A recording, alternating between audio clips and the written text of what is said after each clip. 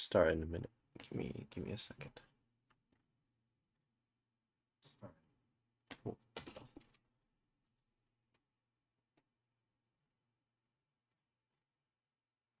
the heck.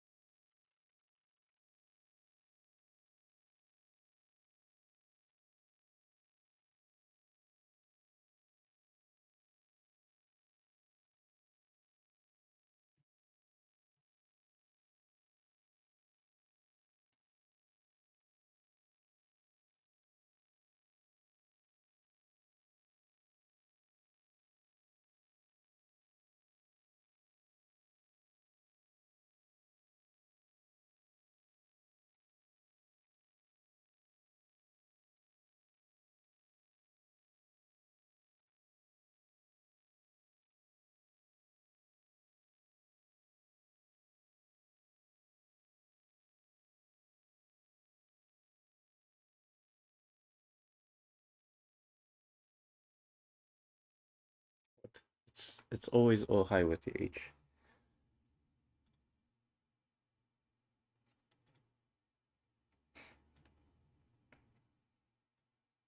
No, I didn't even open Pure Ref.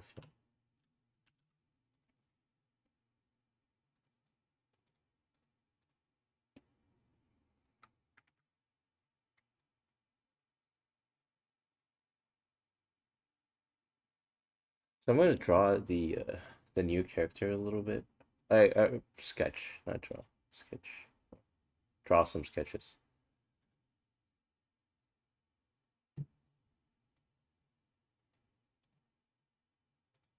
Why is everybody fighting Blackout?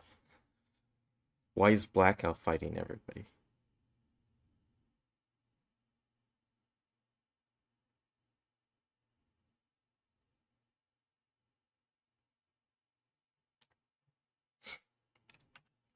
Well, to be fair, Blackout doesn't fight everybody on first meet, like a first meeting. But the new character probably would. Okay, let's keep this one on.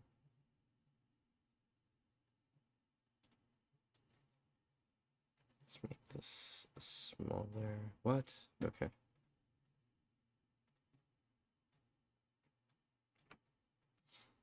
I haven't like finished the haven't finished the exact look for this character yet. Like the facial features and the designs. Uh, I only know I want her to be like small and very angry.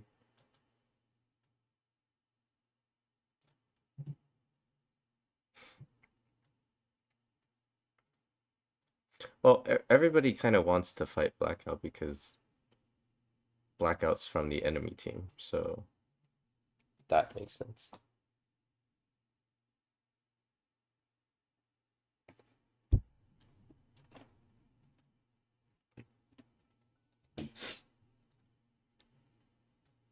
Oh, hi.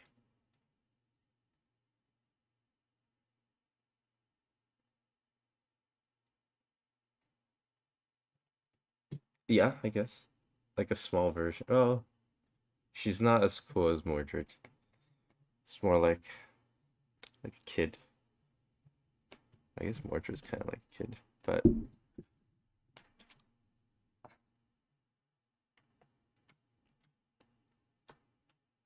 I'm gonna try to sketch some expressions for her. Uh, Actually, let me pull some random pictures of expressions.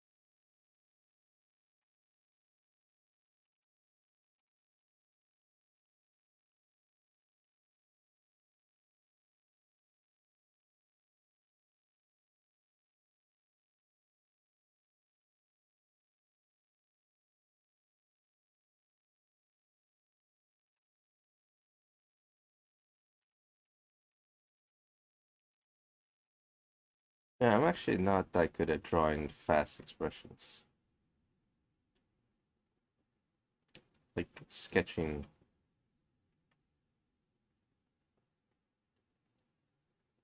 a bunch of fast ones, but I should practice.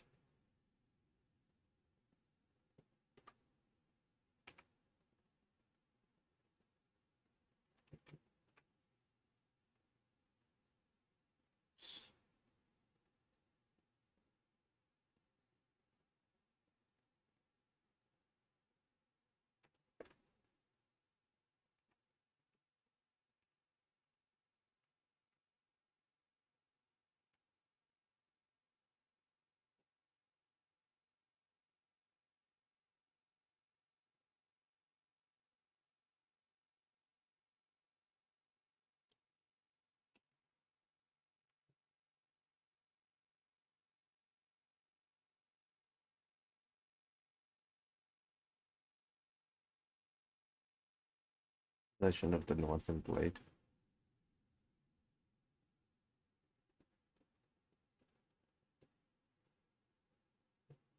Yeah, it's original characters. Yeah, like fight compositions.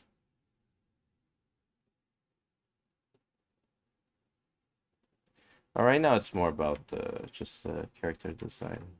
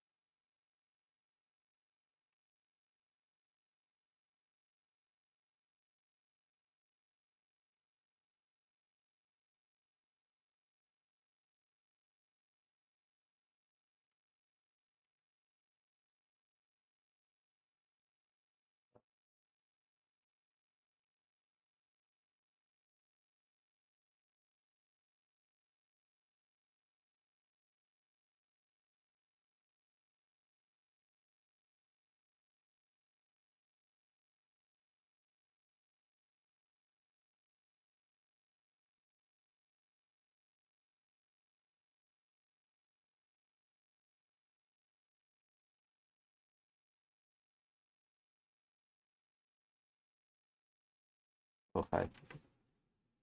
Thanks for joining the stream. So, I'm gonna sketch for a bit, just like the new character to warm up, and then I'll probably paint a bit. I feel like I need to practice both.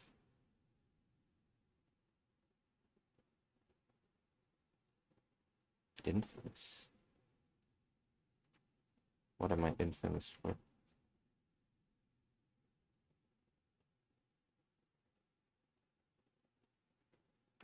I still haven't decided what some of these things needs to be. Like it could be that it's not handkerchief, chief, but like that cloth that maybe you add like a pin to. I'm sure there's a term for it.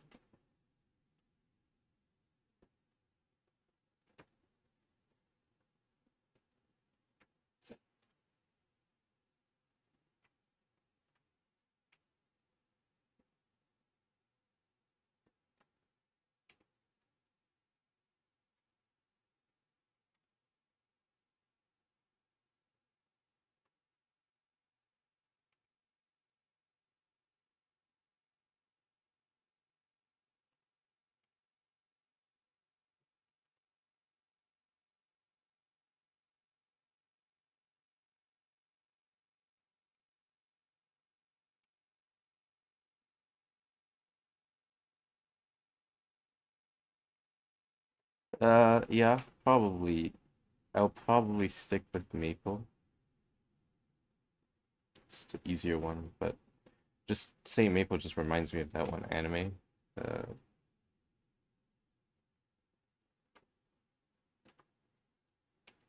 the defense anime.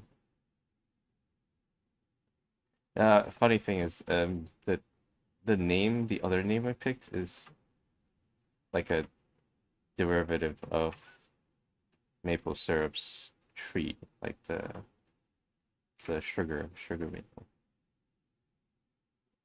One of the genus names.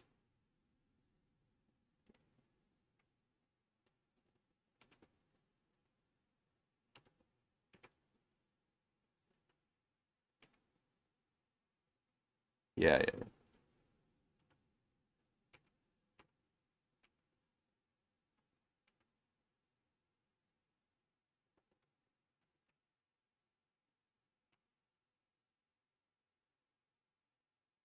I just look at random photos sometimes, like of things I want to try drawing.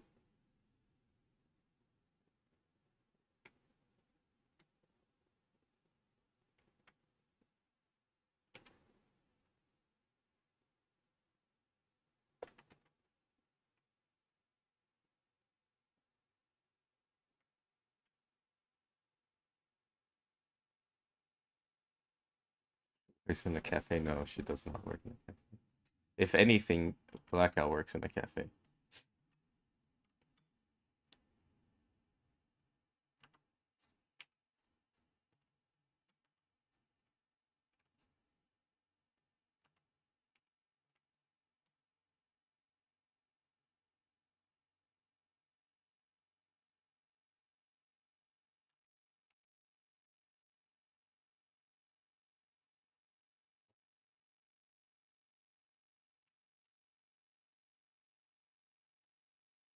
No, Blackout is not a bartender. I guess she dresses like.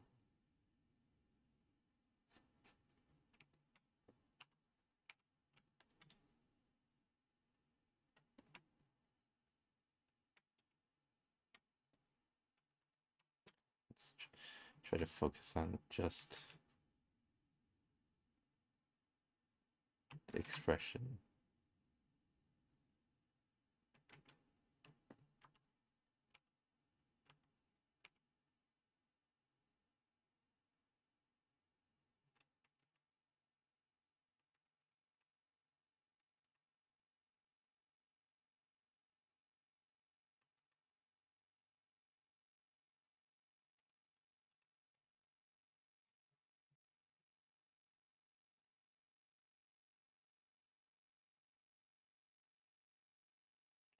my bad.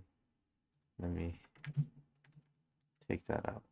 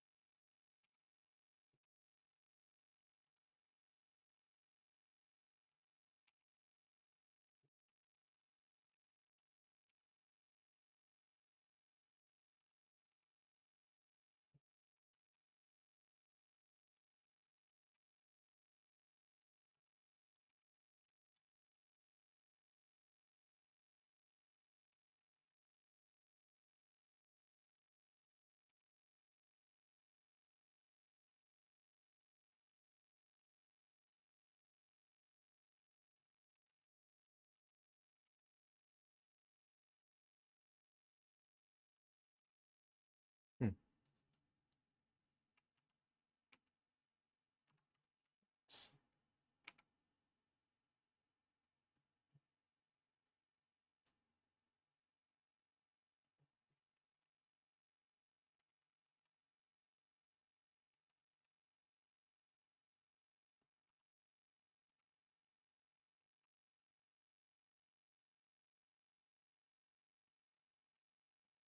Oh, so one thing I noticed, I feel like, is because other people draw sketches or like they draw like a bunch of drafts and they abandon it. But usually I just paint to completion. I I think I lack some of the skills that people have when they do that.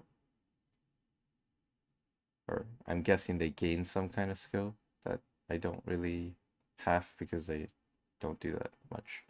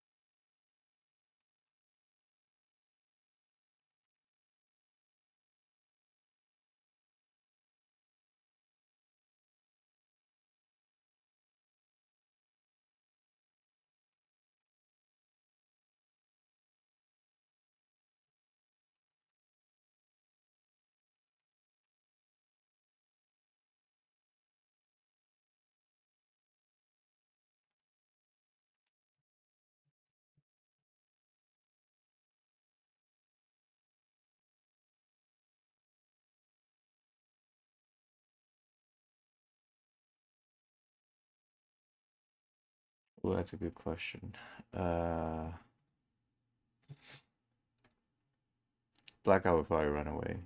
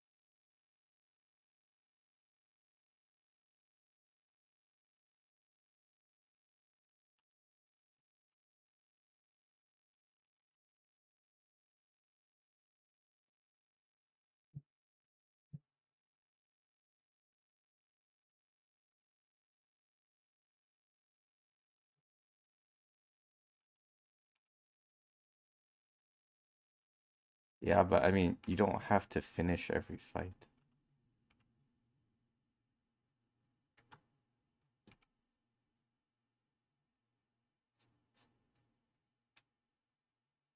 This one's more like brute force strength, and Blackout is more speed.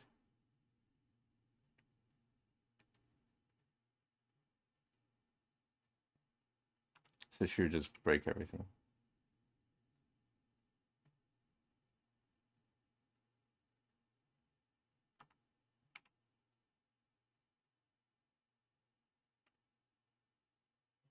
Can you recommend a color theory book that helps you better grasp the basics? I can't because I didn't read any.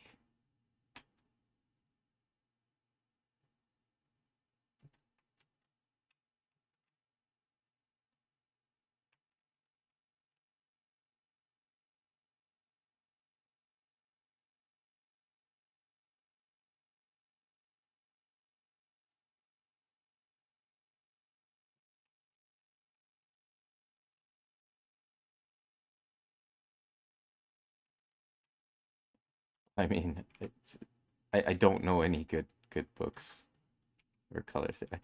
Okay, I've heard of what was it? Gurney's was pretty good. I don't know. That's just what people say. Um, I can't really recommend it. Not saying it's not good. Just I don't know what's in it. So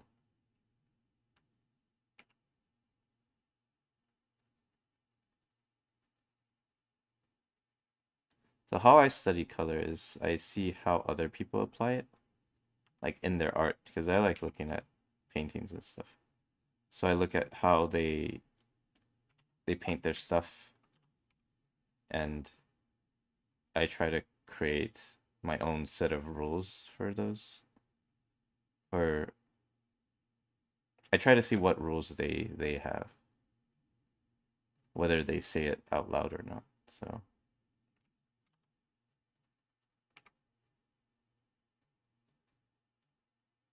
and then I see how photos treat colors or real life treat colors. Oh, hi.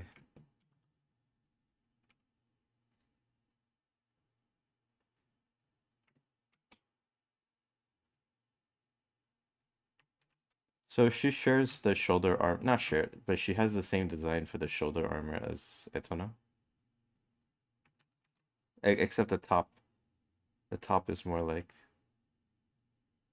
Oka's armor.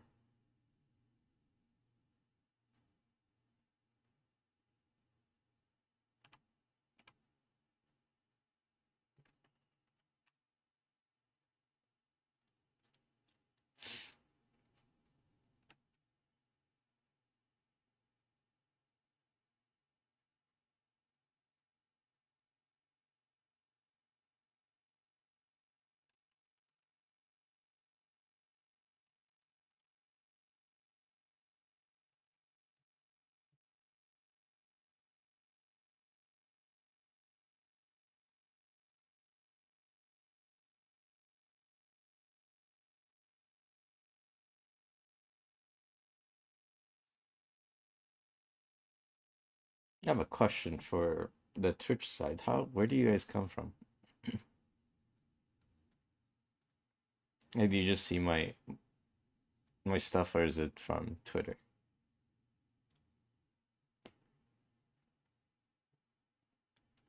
Because I never really browsed Twitch since, like, until maybe this year. So I don't know what the Twitch community is like. In fact, I don't know what the YouTube community is like. All I know is that well, there's no Instagram community, and the Twitch community or the Twitter community is just uh I don't think that word makes sense. It's more like a war zone.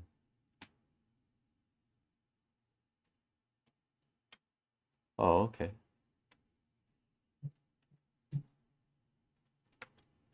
Because when I search Twitch, I hit art and uh I just look at who's streaming or yeah, like what kind of art they're making, and then I look at their stuff.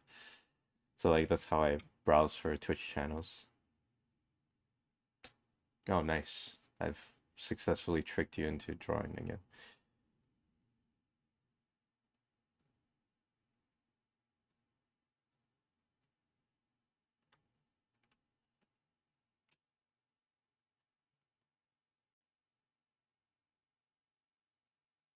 Yeah, I feel like my sketching is a little bit weak compared to how I paint because I don't sketch when I paint. So naturally, I sketch less than the people who draw the same amount as I do.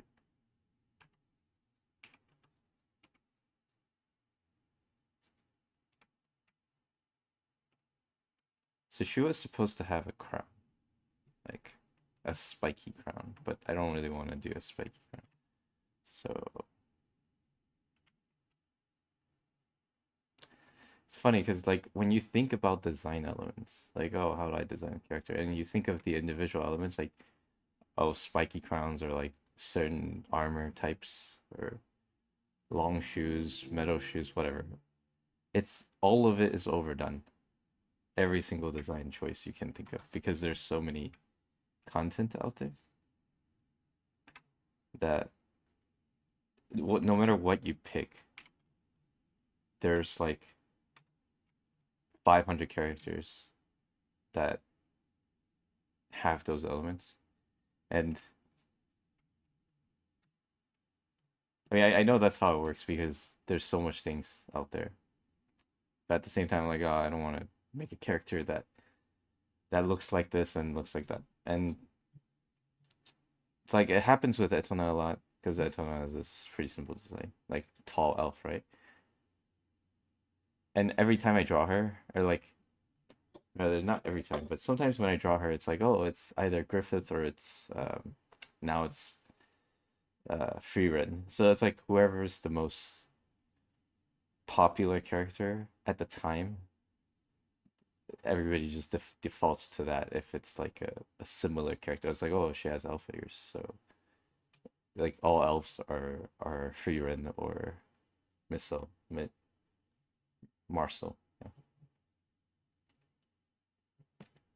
Yeah. Yeah. Putting the context and the personality matters more, but in an illustration, for example, you're not gonna be able to give them too much personality because it's a single illustration. It's not like an animation or a series, and as a single person, I can't create a whole series on it. So I guess comic is one of the ways, but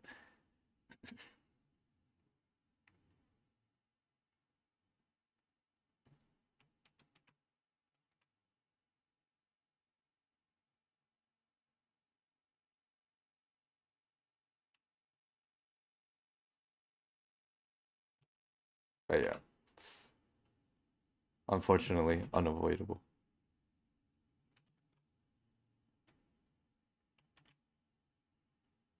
And then if you do want to create like a truly unique character, you can, but it's either it has so many design elements added to it that it just looks like a mess, or you have such like unique elements for the character that it doesn't look good. For example, if I say I'm gonna make a character, but in order to make it unique, I'm gonna make it an elf, and she has the yakuza hair, like she has this hair,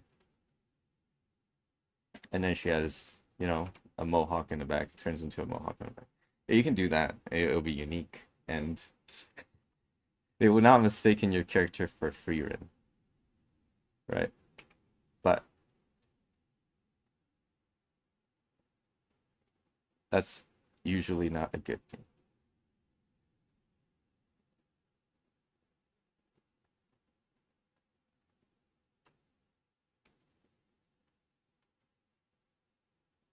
the thing.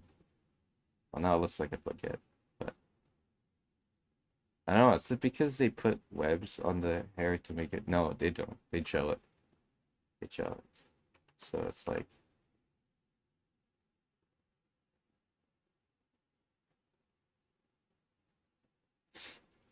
something smart. Okay, hold on. I got. Okay, I'm smart. I swear. Mitochondria is the powerhouse of the cell.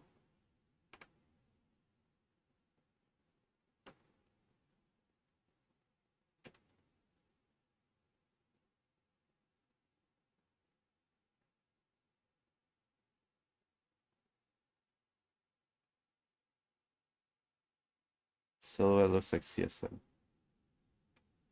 Oh, yeah, it does. Yeah, the chainsaw coming out of the head. But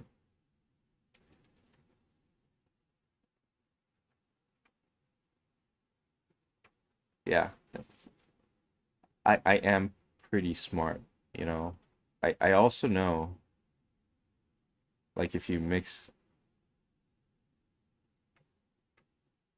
something and they become evenly mixed, it's called a homogeneous mixture.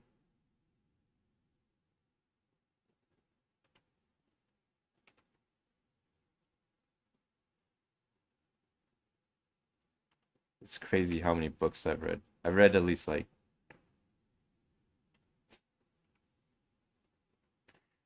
10, 10 books in the past 5 years. Wait, no. Yeah, maybe. Yeah. I think so.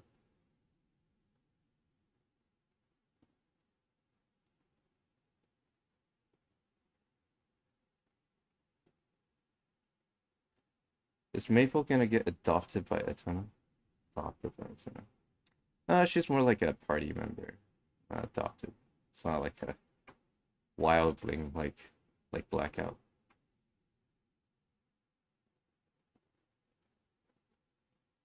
I don't know what to do with like.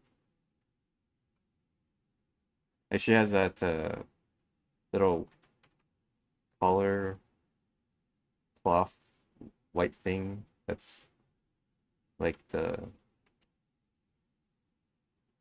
who's that character? Violet Evergarden or any other Victorian character. I still don't know what that is for. Like it's not for wiping your face. Is it like when you eat, things drop, you don't want it to get on your shirt or something or your dress? And you can switch that out, but you can't switch the dress out easily. Oh, we're counting comics and manhwas and stuff. Dude, then at least read like 12 in the past 5 years. Napkin, is it? Is that what it's actually used for? Oka's connection to your OCs. So,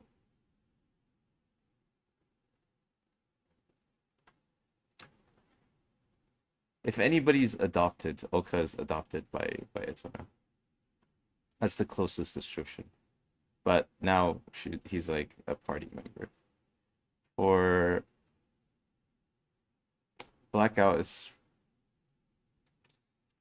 she let's see, Etona teaches Blackout a little bit, but student to Etona is someone else that I haven't drawn.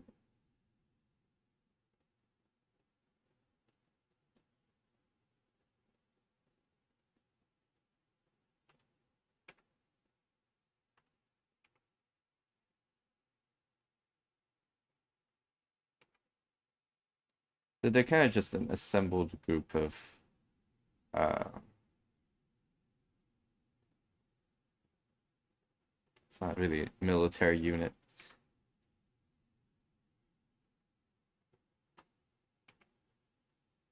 Mercenaries, I guess, would be the most accurate. And eventually I'll draw up characters that don't fight. Like they're there to do other things like carry stuff or cook.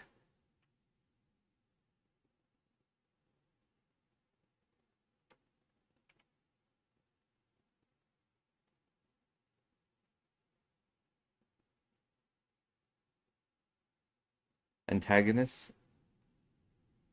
Technically, Aina is the antagonist, but there's no like yeah, evil villain or anything. At least that's what I'm gonna tell you.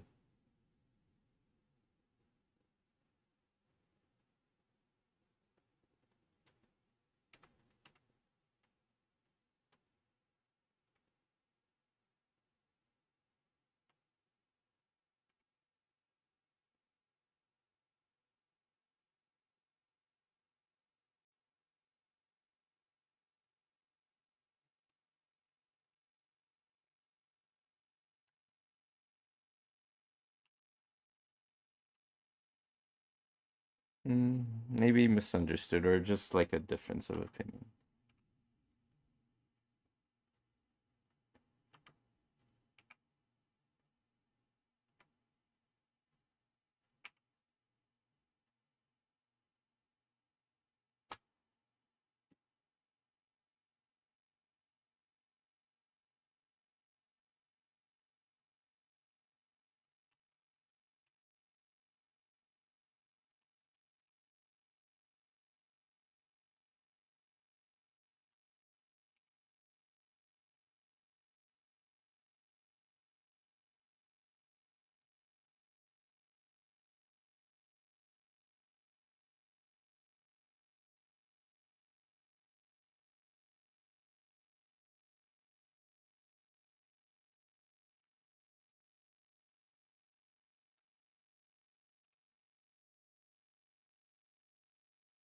Yeah, if anybody, Etona has the most lore, but she's technically not the main character. If I want to proceed with the whole story.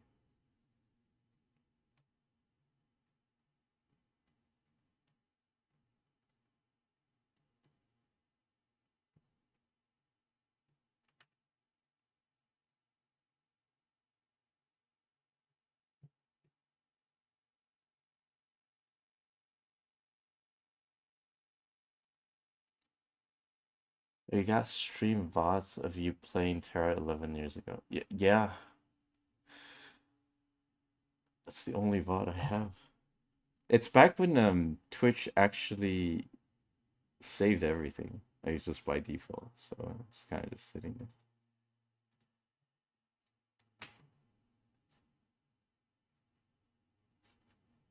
And I recorded those because we timed it for speedruns.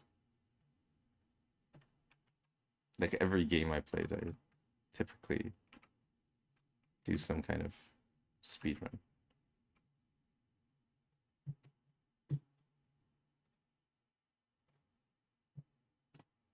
Oh, hi.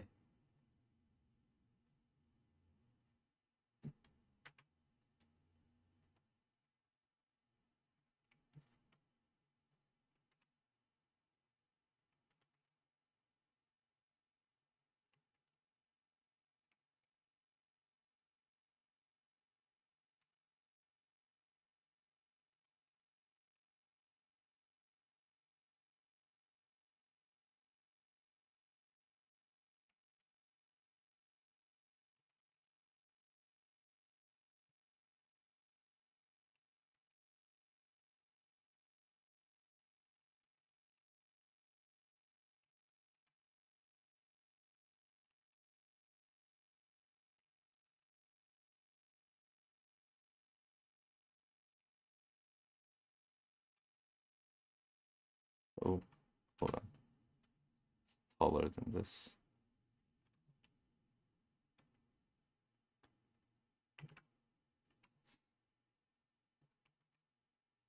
Yeah, the guy character is technically a human,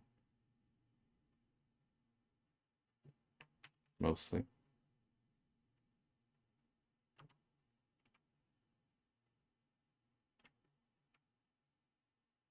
The biggest difference is like he's a little taller and he lives a little longer. But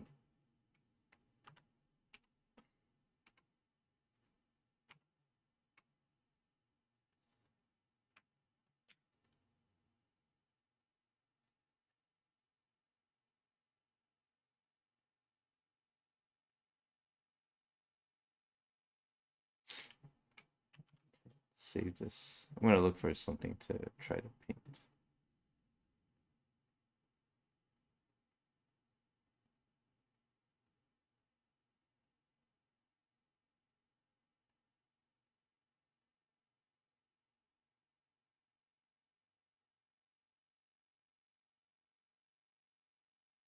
Like, not historically, but in terms of literature, like sci-fi or fantasy stuff, every other race has some kind of advantage over humans, and like humans have the power of friendship and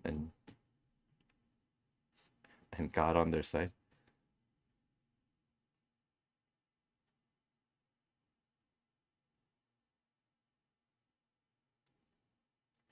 No, Etona's race has, or like elves have no beef with humans. And there's not too many of them left that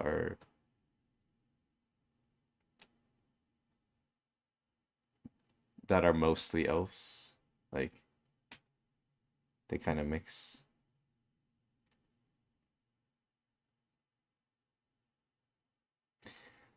So there's no guns in this world.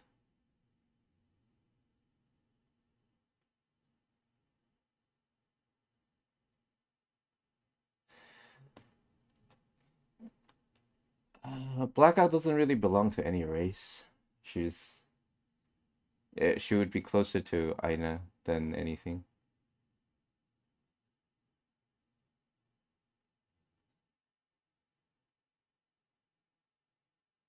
She's kind of like spawned in like the forest, like the really dark areas. I haven't really gone over any like the world building stuff, but it would make a little more sense if I actually typed it out. But the whole premise of the thing is roughly designed, and whenever I design a character, it's like it has to fit somewhere in there. How about Knuckle? Yeah, I can first see a character with some kind of knuckles, like Thanos gauntlets.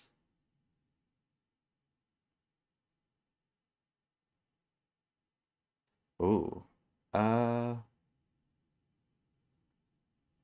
Elias. Uh, I didn't finish watching that, so I can't really say if anybody's like him.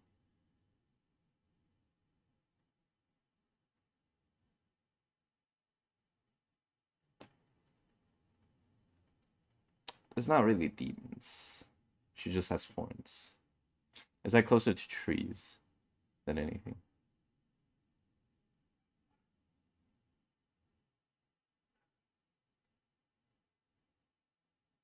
Oh, that's a good guess. But she's not the memo keeper. Aina is the memo keeper, or like the historian, I guess.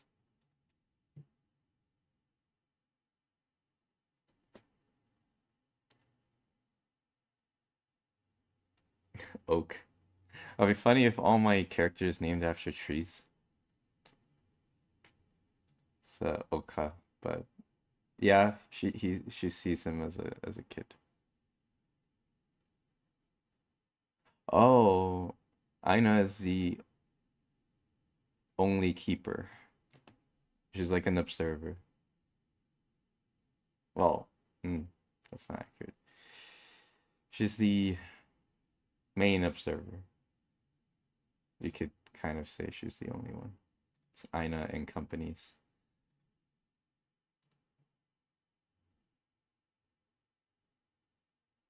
But she didn't spawn because the previous one is gone.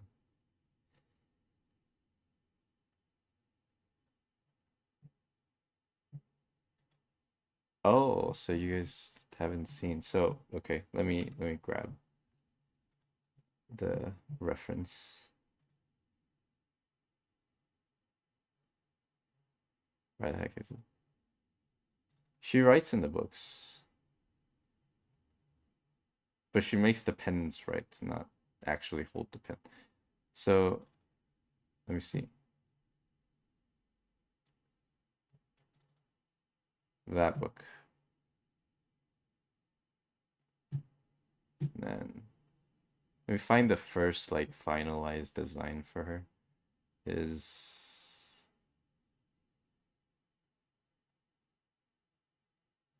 where is it? Oh, there you go.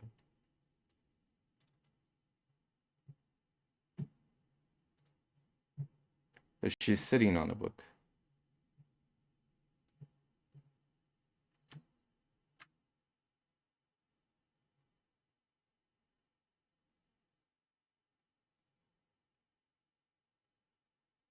There's only one book. It's just one book. And it has as many pages as she needs.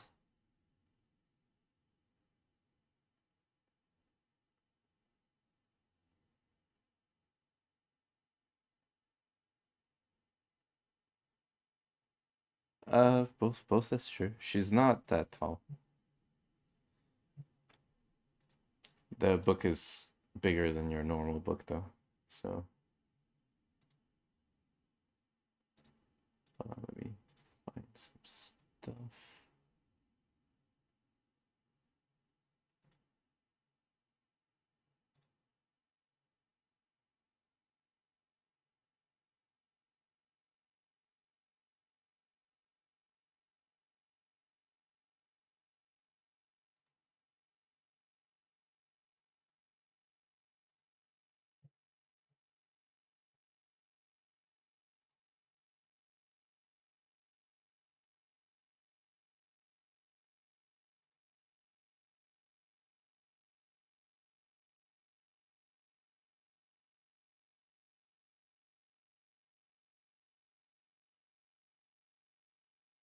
Find it harder and harder to find nice pictures on Pinterest or any other site. Pinterest historically has the best like looking pictures in terms of lighting and composition.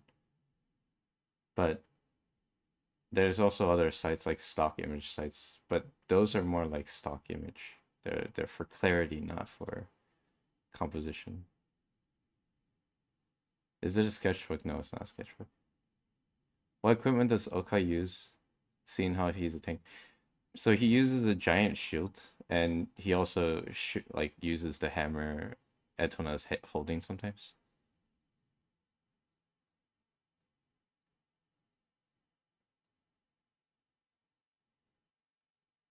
Yeah, the book is just however many page she needs forever.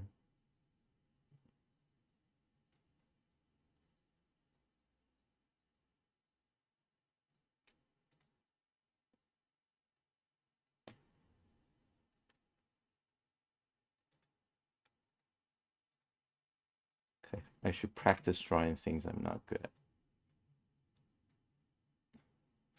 Or I should practice painting things I'm not good at.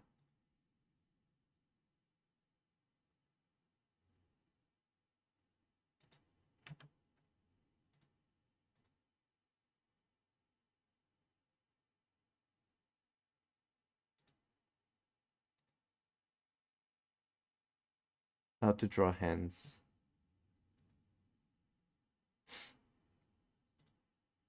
I wonder, is it boring to watch people draw a bunch of hands, or is that interesting? Let me see. Actually, I don't want to start a poll for that.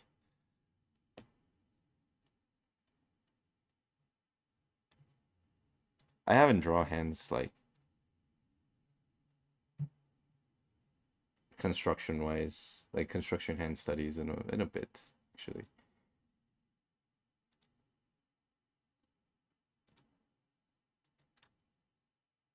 And I do need to draw better hands.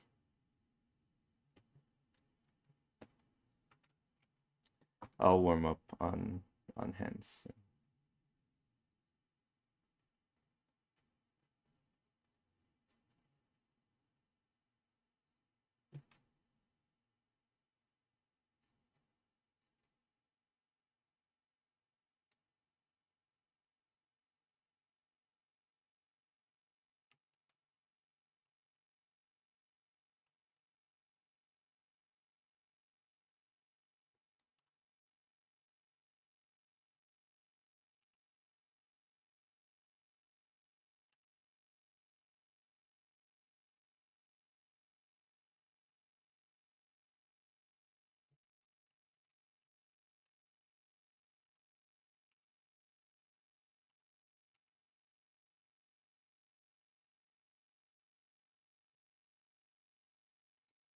feel like I always draw hands a little too, or like the fingers a bit too thick for like a female hand, but then I don't draw thick enough for a guy hand. Like I'm just drawing like an average hand, and it lacks personality.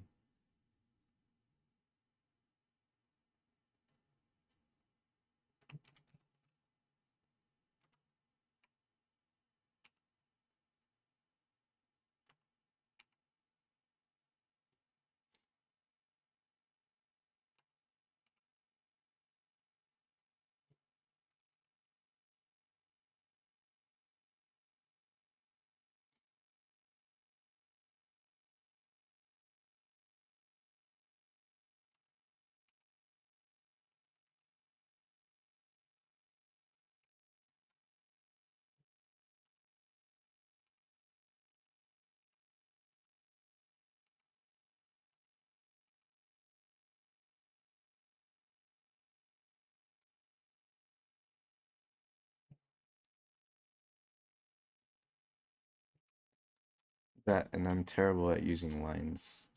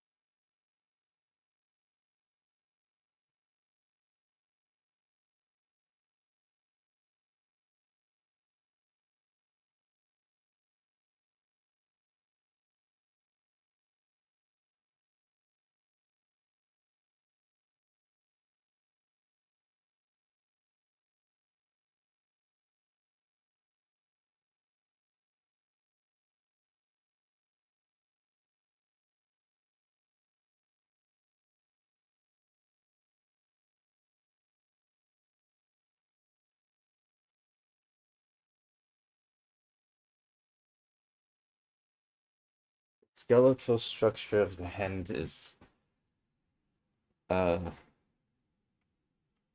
it's not the most useful thing to study, no. Not if you're just drawing. Yeah, I would still study it like at least once or twice, but I would not focus too much on it. It's kind of like knowing how to draw the skull is nice, but I wouldn't be studying skull to be a specialist in drawing skulls because that doesn't help you draw faces that much. Yeah, I know a lot of people are gonna like flip out. All the YouTubers are gonna flip out. So I think drawing skulls are or knowing how the skull works or is structured is good at designing certain characters. Like you can design some stuff with it. But at the end of the day, if you're drawing portraits, you don't need that much detail. You don't need to know that much detail on the skull.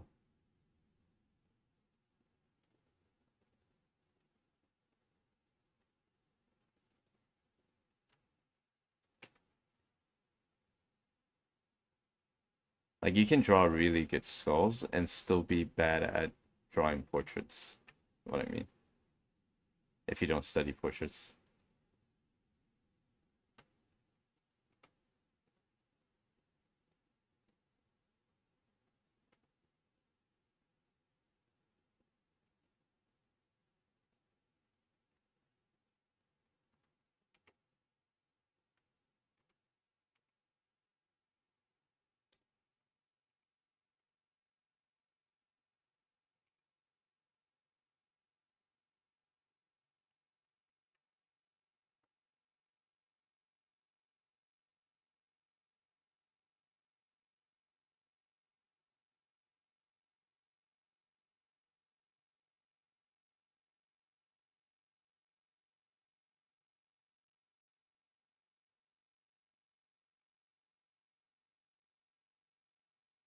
I feel like if I don't draw the full structure for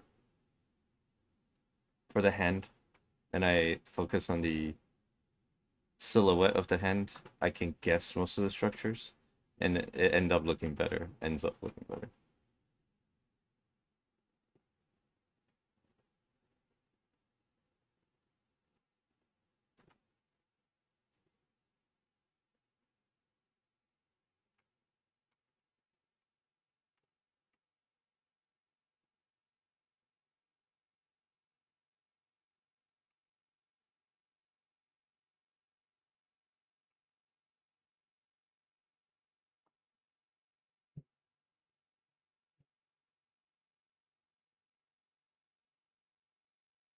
You can, so I guess I'll talk about structural drawings.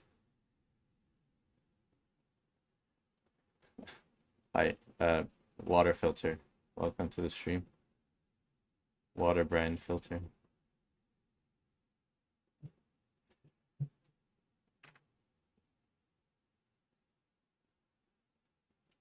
So like when you go on YouTube, you're like, how do you draw a head? There's like three main methods. I forgot it's not called Bridgman. It's you know that thing with the light that's like surfaces of the face that are cut, and then you have the what is it called? Oh my God, don't remember the word.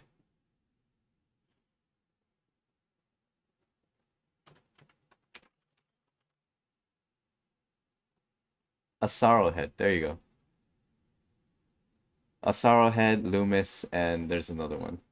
What was it?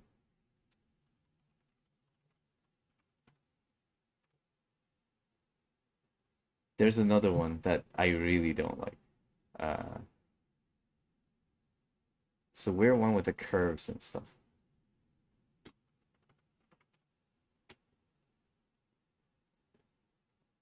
If I see it, I would know.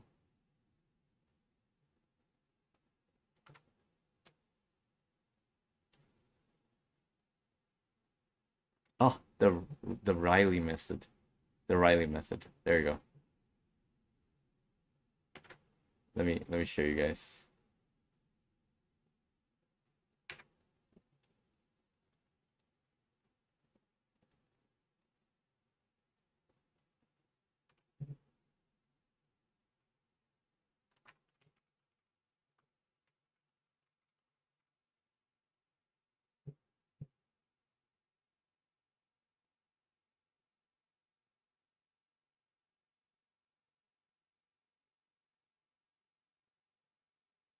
So the Loomis method and the Asaro method I agree with.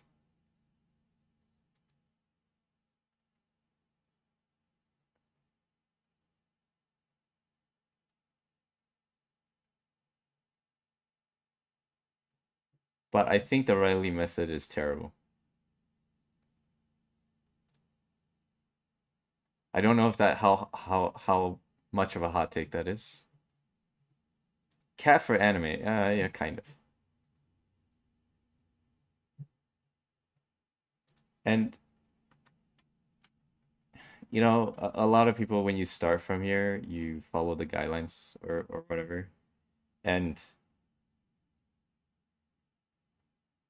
that's how you sketch characters. And I think it makes everything stiff.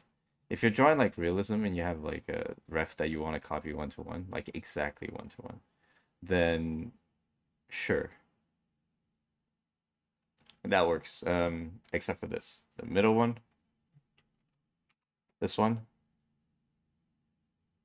I can't imagine anybody benefit from it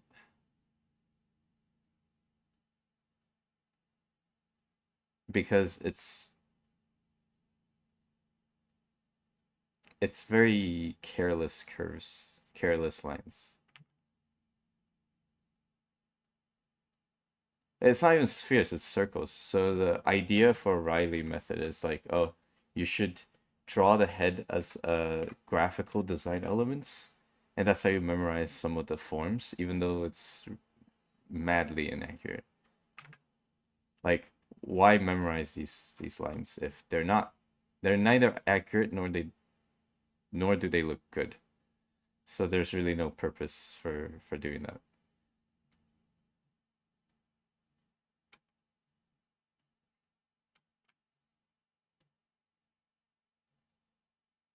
And there are some similarities between all three of these, but these two, like, okay, let's say this is one, two, and three.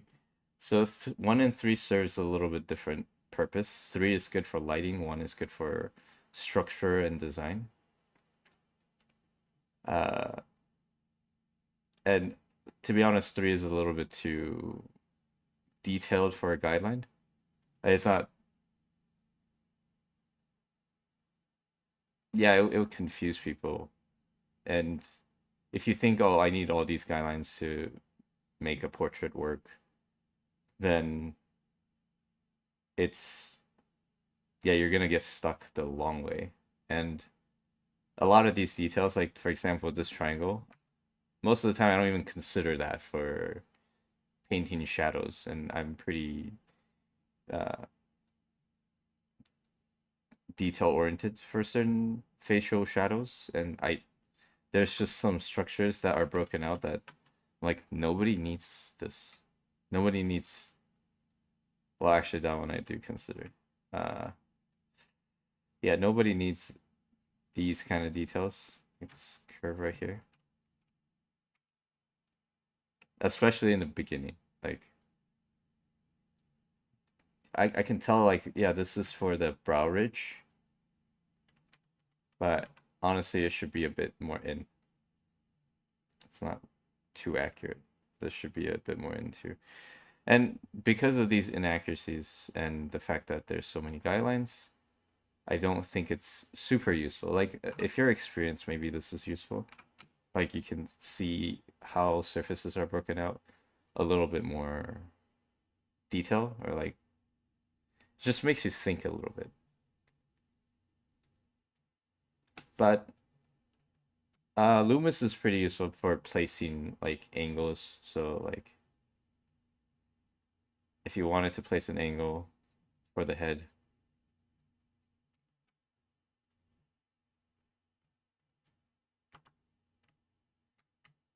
and honestly, a lot of the Loomis method is like basic geometries, basic perspective and geometry. So it's not too complicated. But you can see like if I draw it like this, it gets a little stiff. And then you have to erase all the guidelines, or you put the guidelines on a different layer. It doesn't really tell you how to draw the mouth structure here. It just says, oh, draw a straight line. So if we translate this straight line, like the jaw, it would go in the back like this, so connect to the jaw on the other side. And so there would be no curve here, and then you just do that.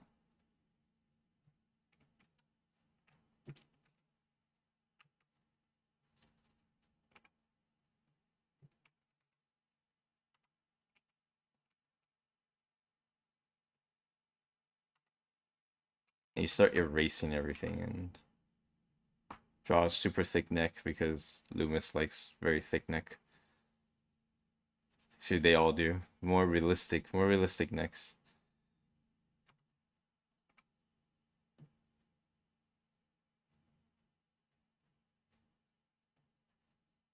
Yeah, so Loomis method does work, but because it doesn't give you that much detail, like it's a starting point. You can't just Loomis your way to mastery. It's starting point. I'm sure all three of these are starting points.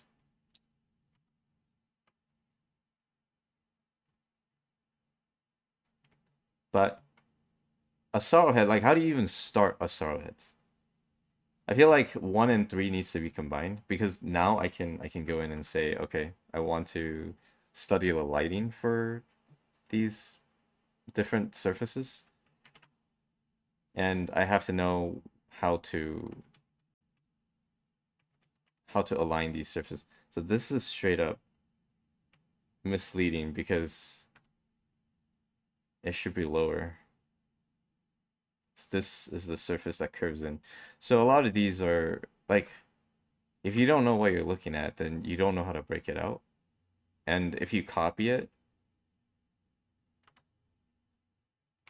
you'll kind of study the wrong thing. Okay, that's fine.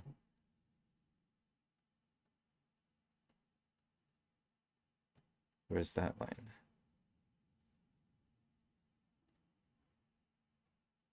So I think these guidelines are okay, but you don't really draw them out. You paint the blocks. You don't. I think drawing them out doesn't have as much benefit. Let's erase that. I don't know what the side profile of an Asaro head looks like, but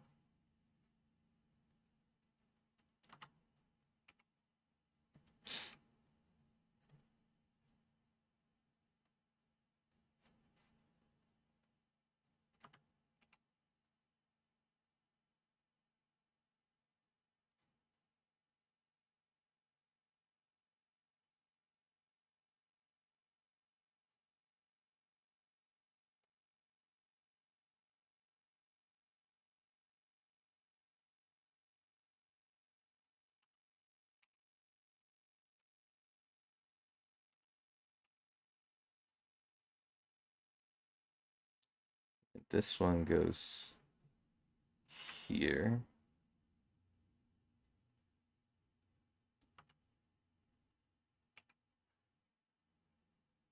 I don't know what's going on that side, so I can't see it. I'm sure there's different Asaro breakdowns, like this is not the only one.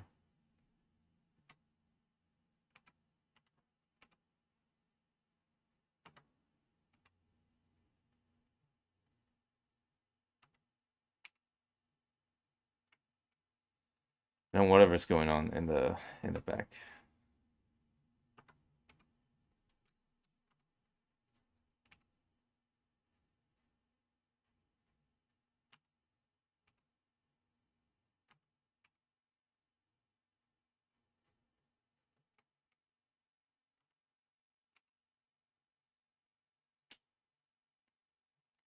And then you can assign values to each block.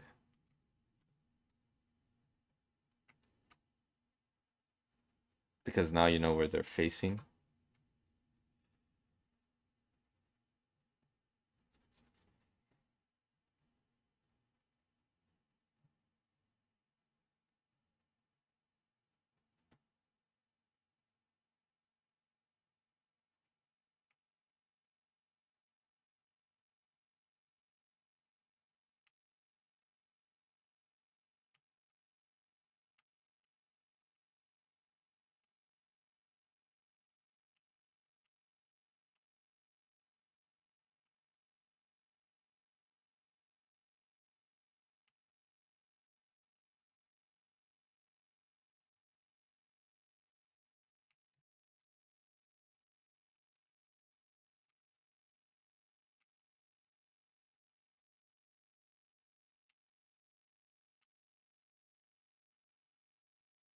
Yeah, like sure, this might be useful.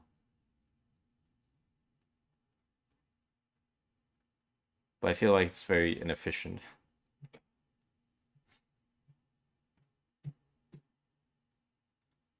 Arthur's course with Asaro, and it was more for understanding values and value shifts, typically used in tandem with references. Yeah, that would make sense. I think that would make sense. But I wouldn't call it like a head drawing method. It's more of just like an assistance for breaking down face, like surface transitions. Well, the cheat. Okay, so any of these guidelines can be off, quote unquote off, but um, it's because there's not really a correct face. Like everybody has different faces. So yeah, none of these are just kind of average values. Let's see, Lumis. But that brings me back to the point. Two is I will die on this hill. I will say two is misleading at best, and it's just harmful, if anything, to learn that method. Because it's neither structural nor aesthetic. They say it's like aesthetic, right? Like you mix and match curves and stuff, but mostly you just have curves. Like you just have C or S curves, and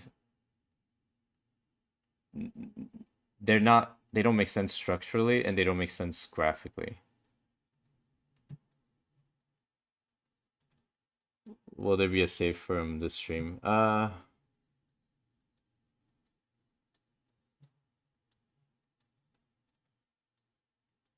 Yeah, I could save it.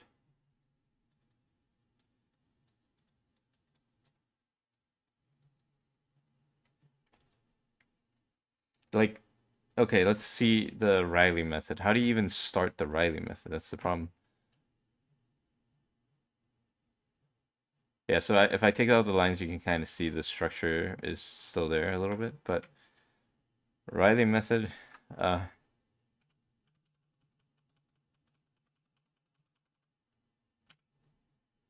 let's treat it like it's a guideline, which is what it's meant to be used for. So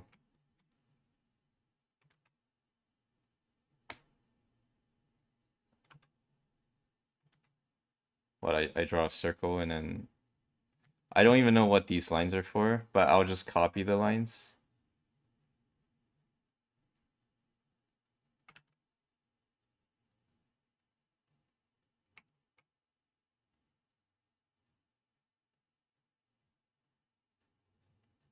So the thing with the Riley method is I think it will actually make your drawing worse.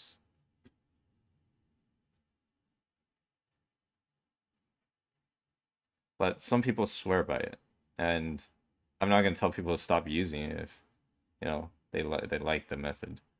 But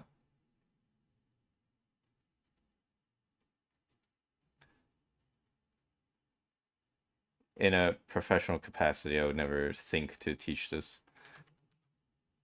But I could probably figure out like ways to use it design wise. But like,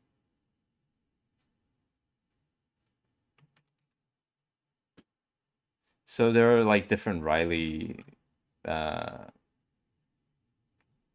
guideline patterns, and you can kind of they're saying like you can kind of invent your own pattern or whatever to make your faces unique, whatever that means. But I don't know why there's two. Oh, that's just a sketch line. Okay, let's do.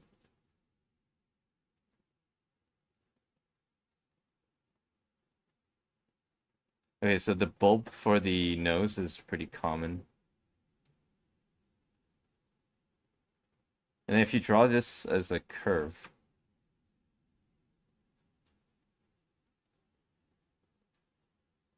then it looks weird and it's off. But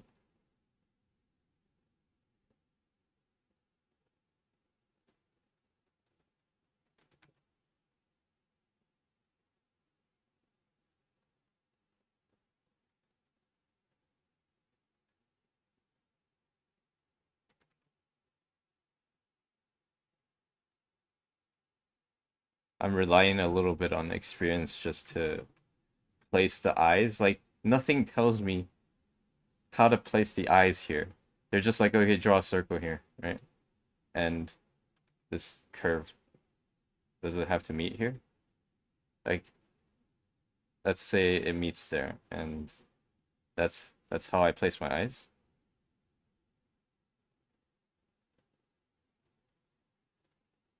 Uh, okay, so that's my face. Well, not my face, but the drawing face. I want the nose a little lower, so let's do that. Try my best to make it look nice. So let's use that as a guide to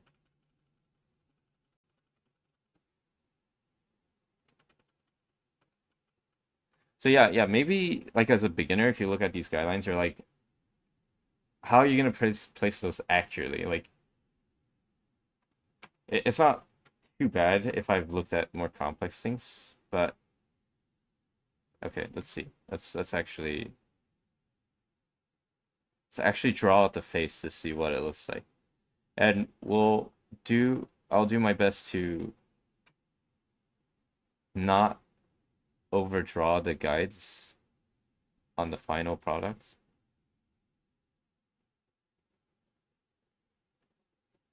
So if there's no shadow, then I wouldn't draw the lines.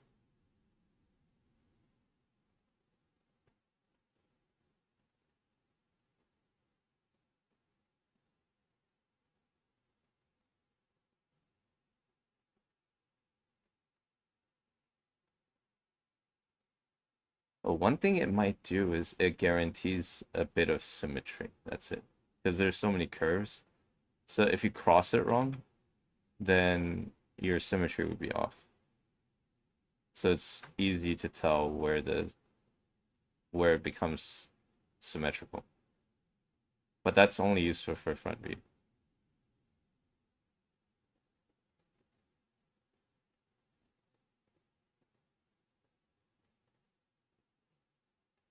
Uh, oh, right, I forgot this line, but that's where the hairline is, I assume. It's like a very, very boring looking standard face. Okay, let's take out the, actually, hold on. And then we can draw the hair. What kind of hair do I draw?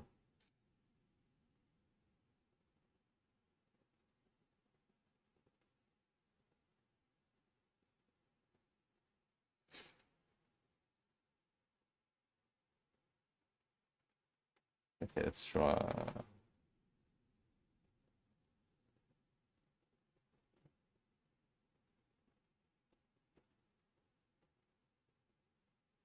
It's like the most boring looking face, but if it's correct, then it's okay.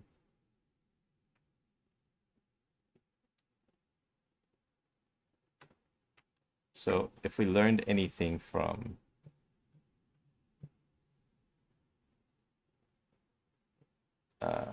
this method, let's see if I can remember how to do the Riley method. How are you supposed to do the Riley method from a side profile? If it's ridiculous, I won't even do it.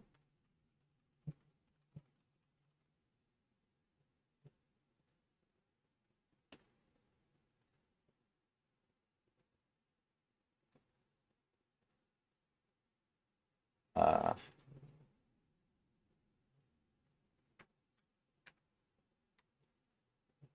what am I looking at? Oh, so you just draw them like circles? Okay.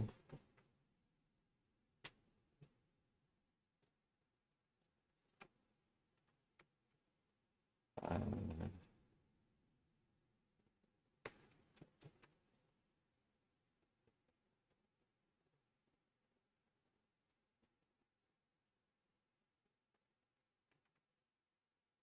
okay, so that touches this circle.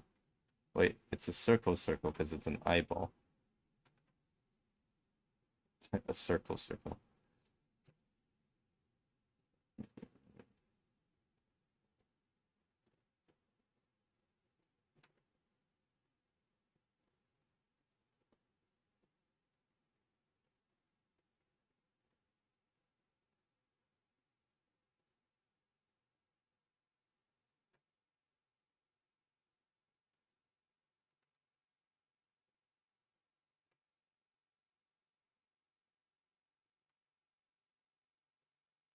I'm getting pretty accurate lines just because I know what a face is supposed to look like, but I wonder if someone who's never drawn a face do this method, would it just come out really whack?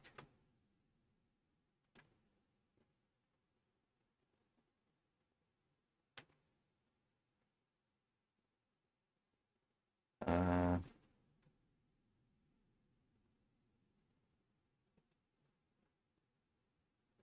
what?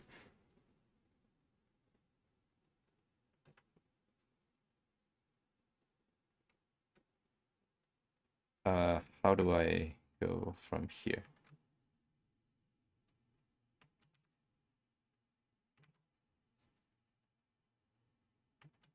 Oh my god. Did I draw the eye socket too high?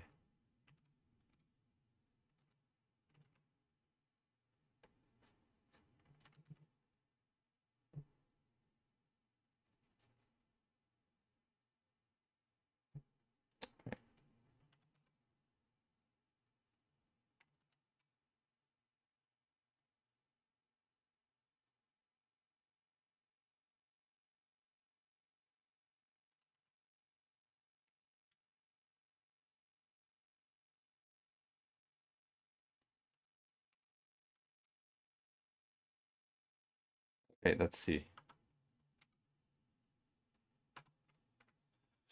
Erase the guidelines eventually.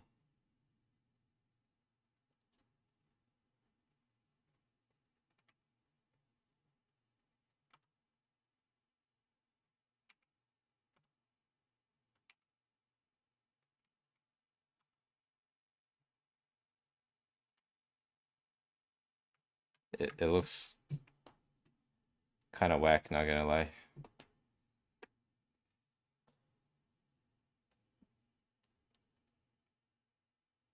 Looks kind of whack. I don't know. I want to see like a beginner try the Riley method and see what it turns out to look like. Like, how is this supposed to help? I don't know how. I don't understand how it's supposed to help. I'm just angry at the Riley method for no reason, even I shouldn't be.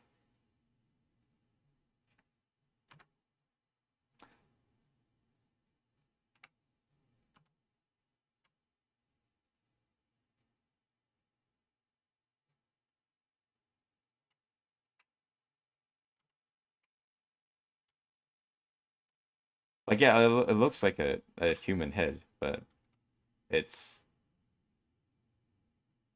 it's whack. I don't know how else to describe it. So if I were painting a person, right, like from reference, for example, I'm not gonna try to lay all these lines and then I don't know, try to copy it that way.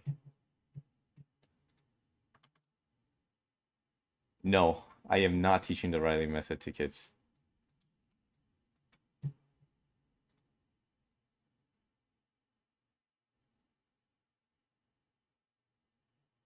Oh, if hold on, let me see if I can send a new invite. But maybe it's just maybe it's expired. I don't know why it keeps like expiring for no reason. Yeah, it's a strong no because I think it's not good. Like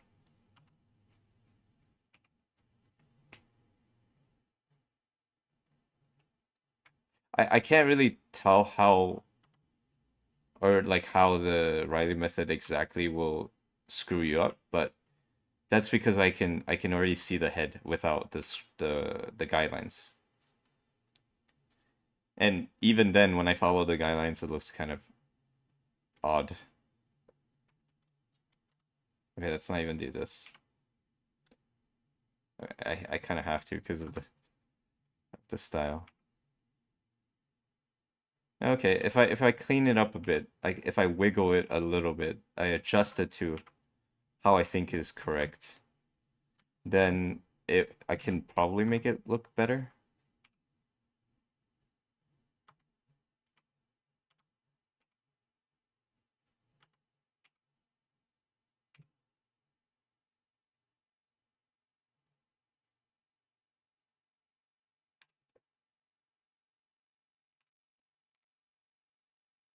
But these adjustments are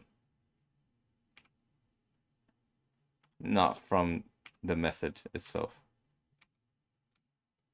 In fact, if I have all this stuff in, like, where is it? Where the heck? Oh, I erased it. My bad. If I have all the guidelines on it, I wouldn't know where to start adjusting. It's like it's just being blocked.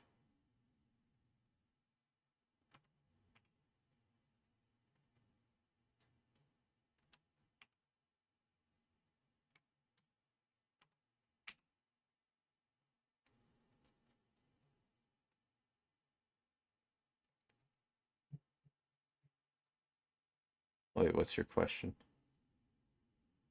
By using this method, how did you draw faces when you were starting out? I started out with the Lumis method actually, because I believe it's the best one to start with.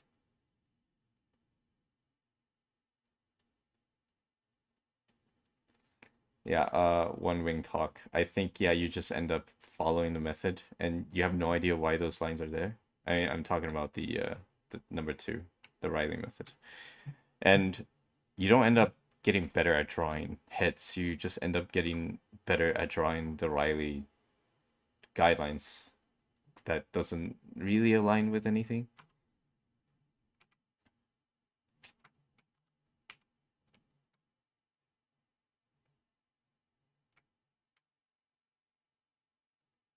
Yeah, like I can fix the perspective and everything, but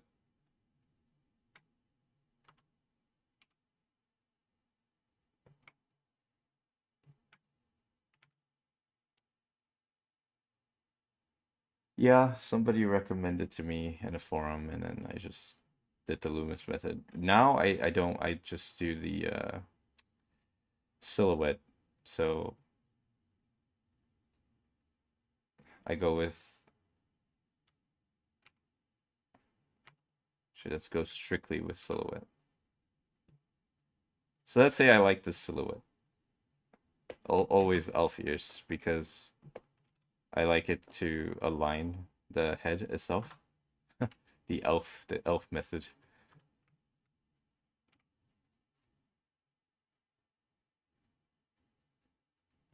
So let's say I like this silhouette, and that's how tall I want the head to be. Then I can start aligning like, okay, so here's top of head. And this is a little bit of Loomis. It's like you place the eyes in the middle and you do the cross, you know? You don't have to do the cross, but you have to find center. And then I said something about the smiley face method. And that helps me place the eye.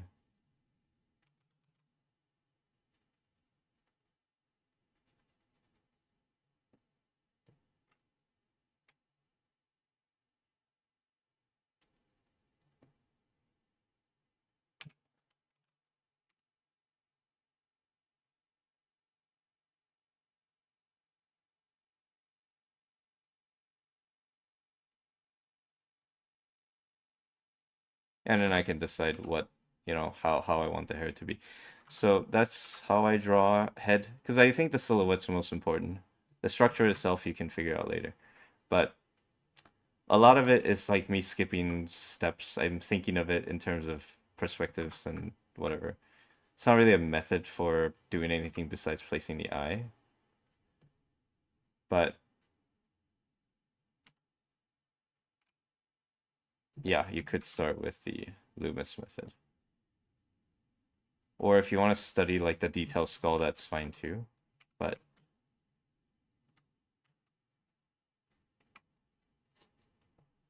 and in terms of design, let's say the argument for the Riley method here is you get to experiment with different facial designs, like different structure shapes. I'm like, okay, just because I like drawing the same face, because I like the same face, doesn't mean I can't just edit it. So let's say I want this character to be a little different, right? So it's whoops.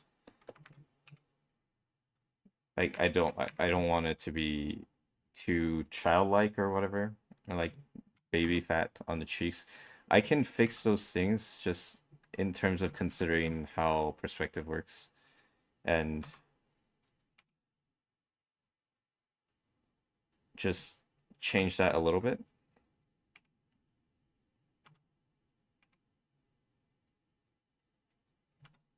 I don't need to stick with the same face if I don't want to.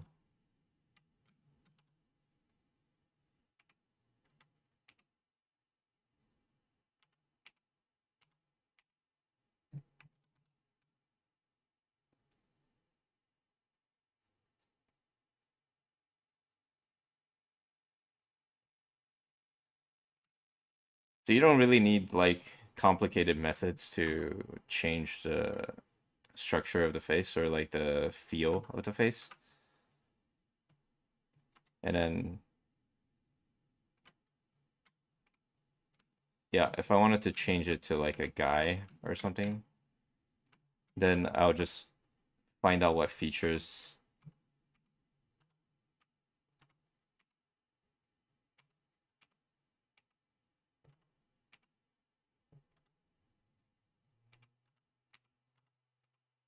without changing the hair.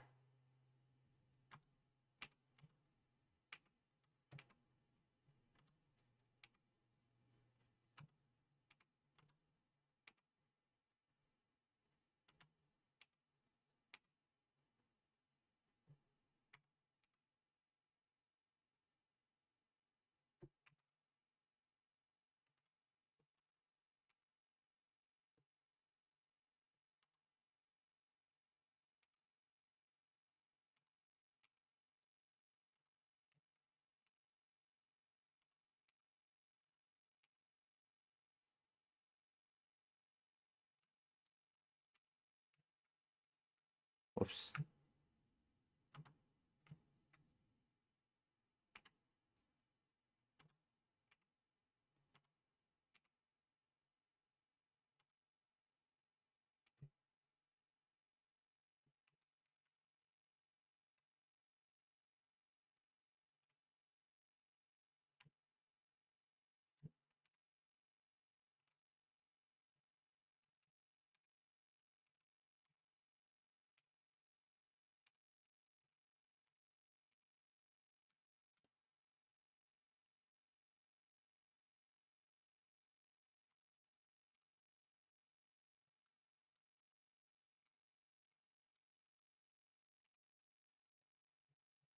So yeah, I think silhouette's still the most important, but if you wanted to change like the facial profile, it's not too bad.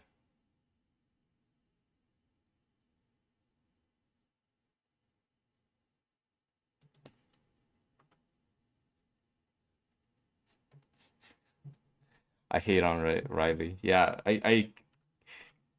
does that make me a hater?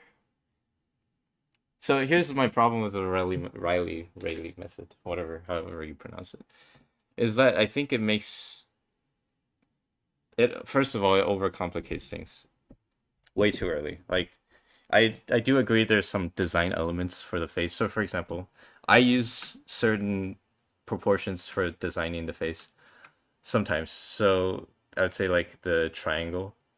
I'm not the only one who uses this, I think.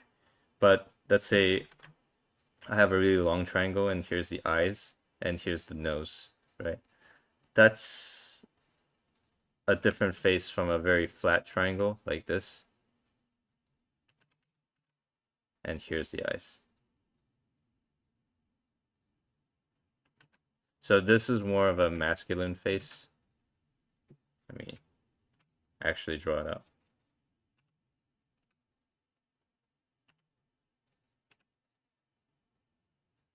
This is more of a masculine face when the triangle is longer. And it's obvious, like, when you put the nose longer, right, it's more, like, slightly more masculine. And I use this to design faces sometimes. So now my face would close like that.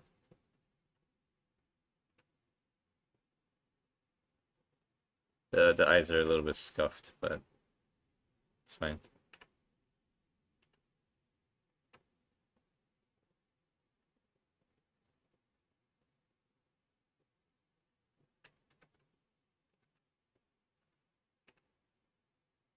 Oh, this is a really long triangle. I would normally not draw that long. Anyway, you could do stuff like that, but this is too much.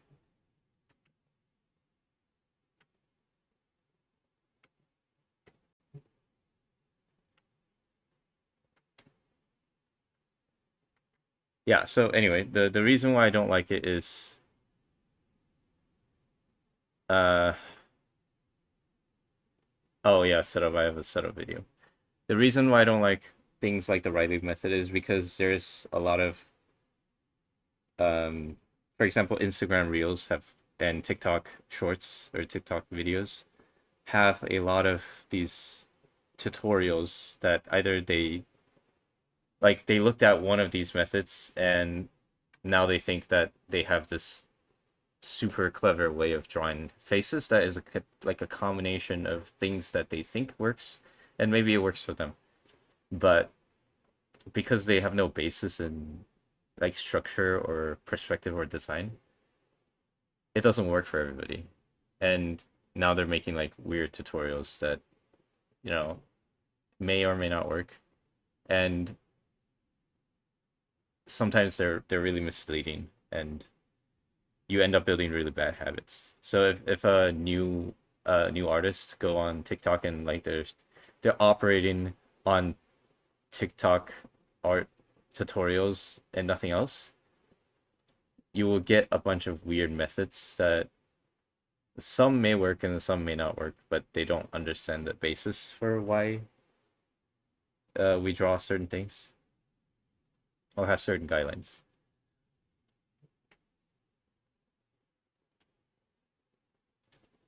It's like a lot of people say, you know, a botched Lumis method or like a short abridged version of the Lumis method. It's like you just draw a hand or a circle, right?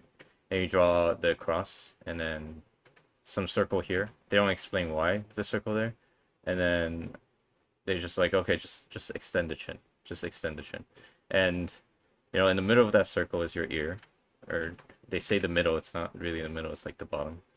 And then just connect the face, and then the middle should be the eyes, right? You can draw a face like this. That's a face, right? And that's the Loomis method, quote unquote. And that's not true. So a lot of people they try to learn the Loomis method without reading the book. And that's a bad idea. Because really this is not the Loomis method. Or rather it's like why are you skipping all the important parts? The reason for these bisections is when you cut a sphere, like you slice a sphere. They tell you this in the book. When you slice, like take a knife and cut it, you have to draw a bisected circle. So the other part would be the cut part would be like this. This is very specific to the side profile of the head. And you have to bisect the other side as well. Or I guess it wouldn't be called bisecting, but you have to slice the other side as well. And now you have a sphere like this. And then we can find the center of the bisected circle like that. And I have to make sure this is very accurate if you want to follow the method. And we'll draw a center line. So that's kind of a cross method, except people think this is the middle line for the eyes. It's not. It's the middle line for the cranium. And if we extend that center line, we can find we tangent the cross contour of the sphere. We can find where the, what do we call it? The chin is. And then we can connect the bottom of the bisected sphere for the chin itself. And then up here, slightly lower than the center, is the ear.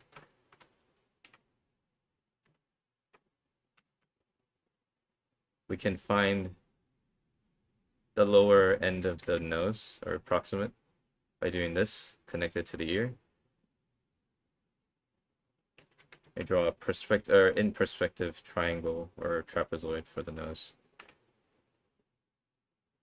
Pull a center line from the cross.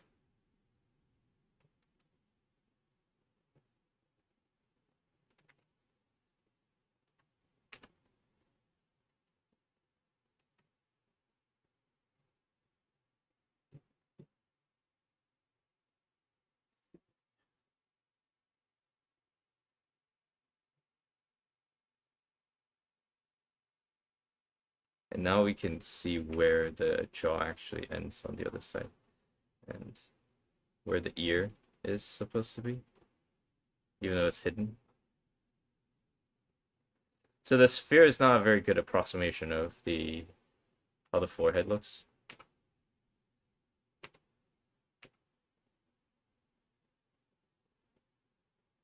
So I have to correct that. This is probably around the eyebrow line, and then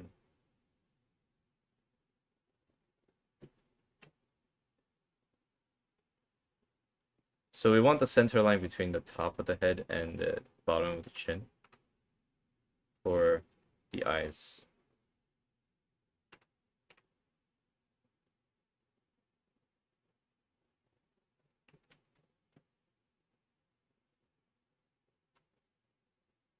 And then now we can erase the guidelines.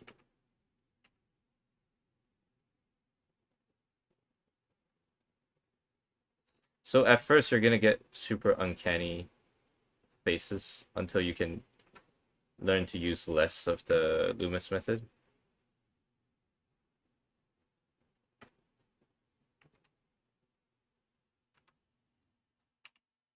Also because it's not shaded.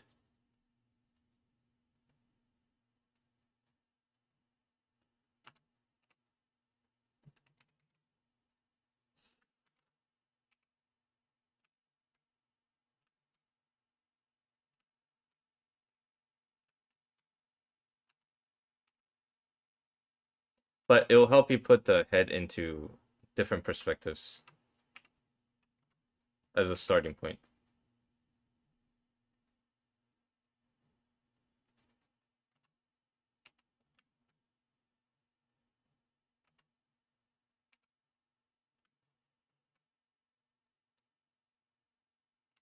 So this is Lumis method. You can't just skip all the guidelines when you first study it.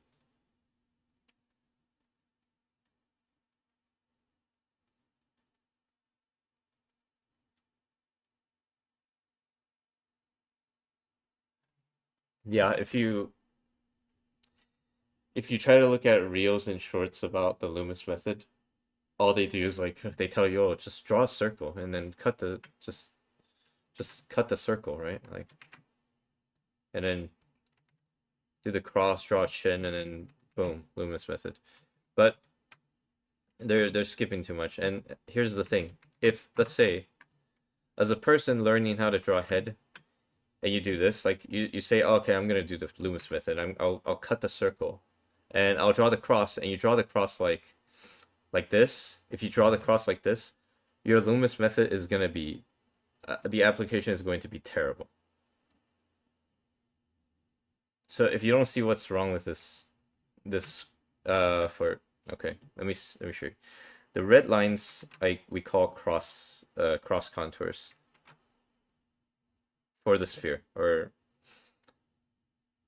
I'm sure there's different ways to say it too, but cross contour is like if you have cylinder and you draw these, so that's the cross contour for the cylinder. And this tells you which perspective the cylinder is turning in. So if you draw the cross like this, the accurate location would be here.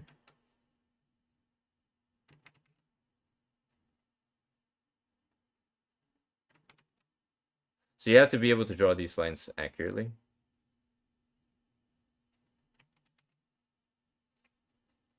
And if you don't know what's wrong with it, like if you can't see what's wrong with it, actually this needs to be pushed higher.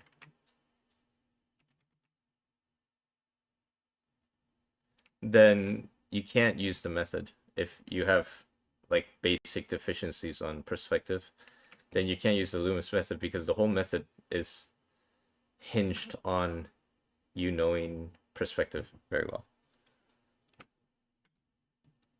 So it doesn't matter if it's Box, Bridgman, Asaro. You know, some people draw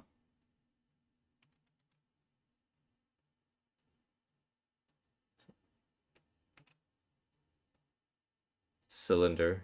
Just draw a cylinder for the face.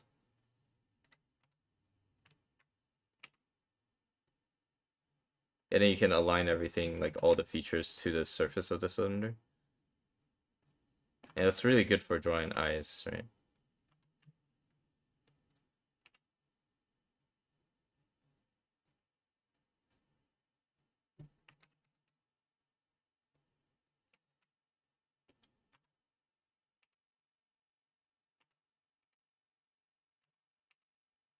Or you can do, the eyes. I'm sure you guys seen this. Like you draw the eyes with a piece of like paper, and then you do spheres. Or actually, some people don't even do that. They just say the eyes follow this curve. It's not like this. Seen some reels. It's not like this, right? Yeah, because then it wouldn't curve around the face very well. Uh, yeah, all these methods, perspective. If your perspective is weak, then the learning the method doesn't help. And then you can do the circle, the sphere method for the eye. Like you do this. These lines that you draw for the eye are cross contours. So if you can't draw accurate crosses on a sphere, then this method also doesn't work for you. This is a bunch of different methods that people invented to help you draw easier, but not too many of these YouTube videos or tutorial videos tells you that, if you can't draw accurate boxes and spheres and whatever, like perspective, like this stuff, you can't use my method because you wouldn't be able to put the guidelines accurately. So if the guidelines are not done accurately, then you might as well not have them.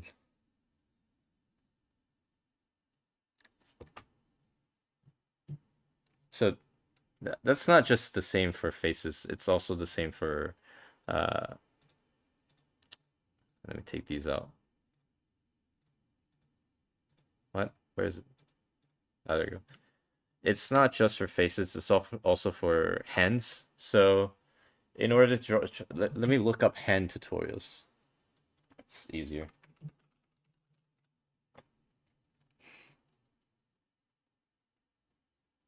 Uh,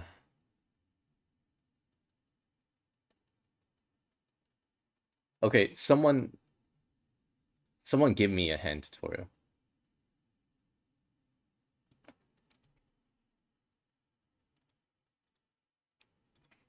Someone link me a hand tutorial they think is good.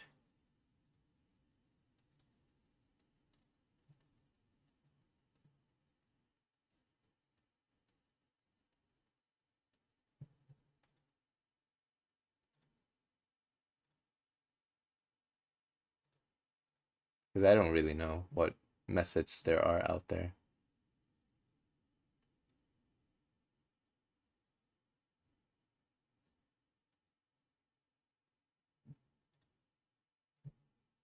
Oh, okay, YouTube video.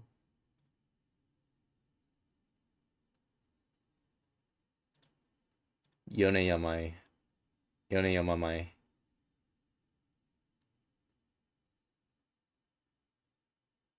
Yeah, some of the perspective stuff is weird for her drawing, but that's more like her design is graphical, not anatomical accuracy. And because she has built such a unique style at this point and method, that she can avoid some rules. But that's not something I would advise like someone who's a beginner to do.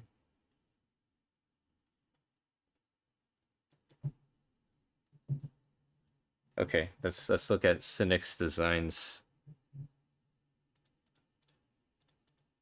I've never watched this video.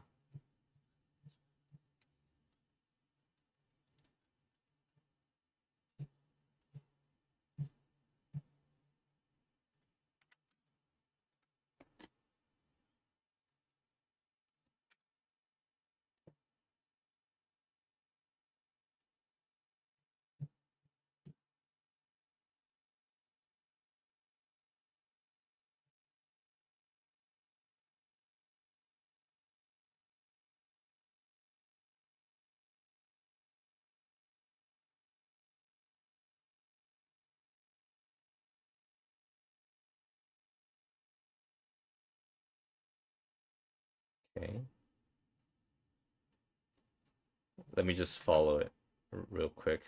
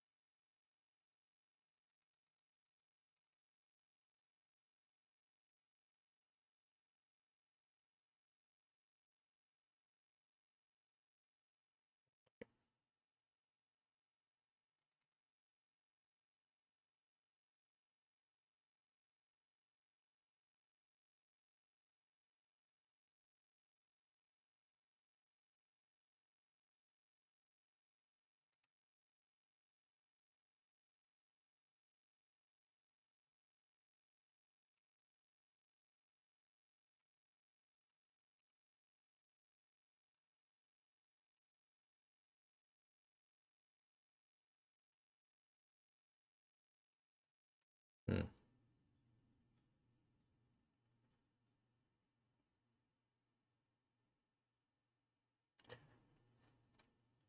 Wait,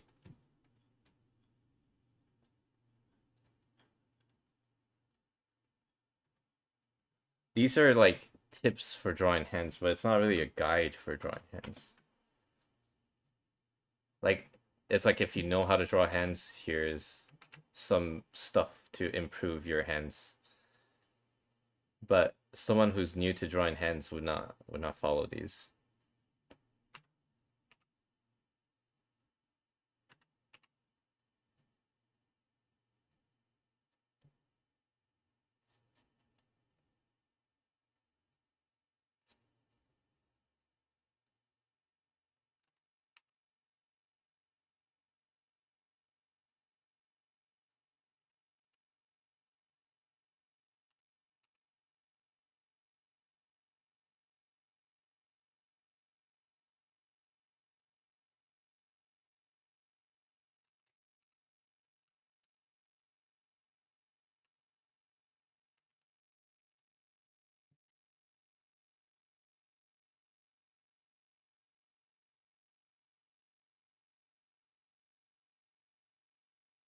Was making the course fun?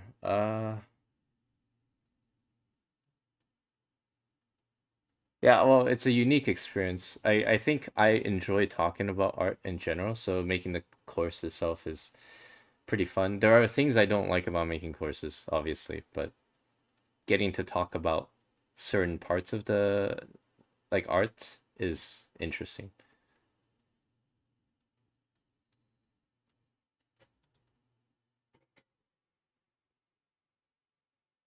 Marco Bucci's hand drawing video. Okay, let me see.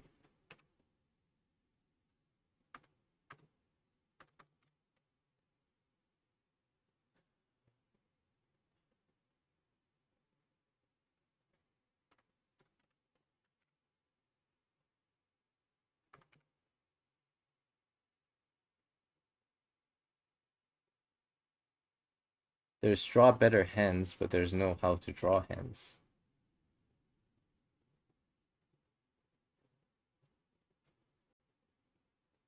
Draw better hands now. Uh,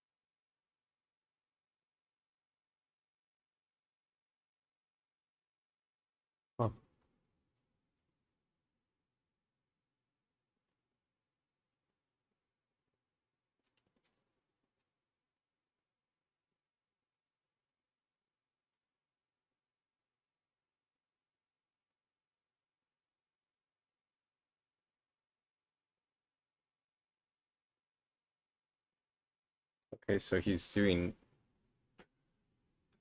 That's an interesting method. So you're saying like draw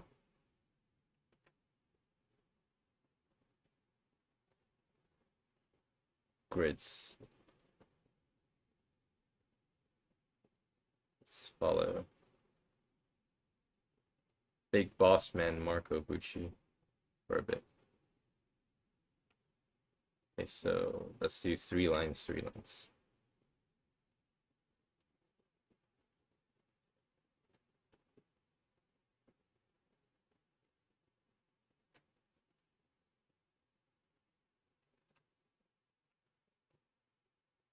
And then it says curve the top a bit, but still draw them in perspective. So this is like basically you're just drawing a mesh.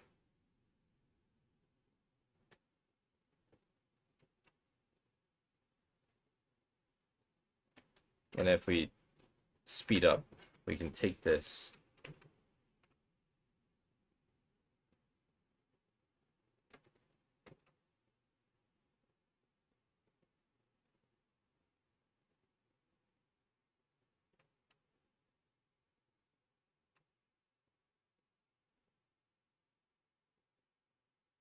wait, let me see how he works into the fingers.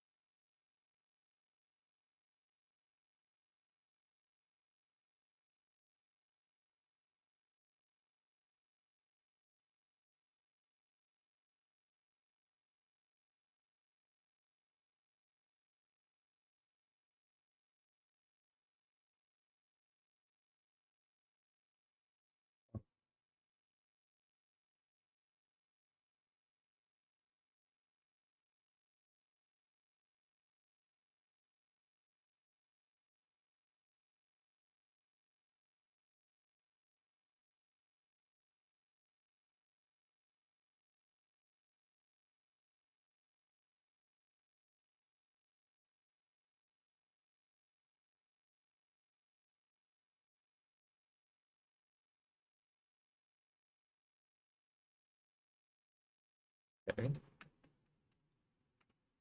Let's see.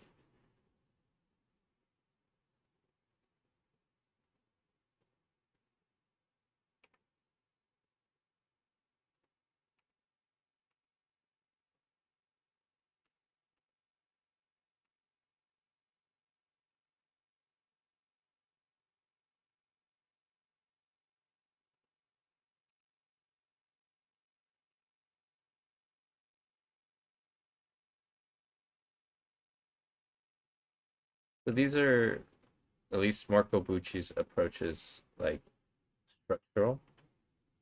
So that's good.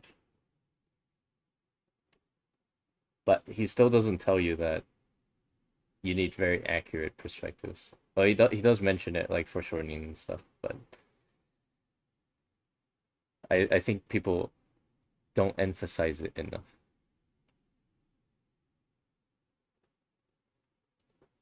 But let's keep trying Marco Bucci's. Actually, let me bring this in here.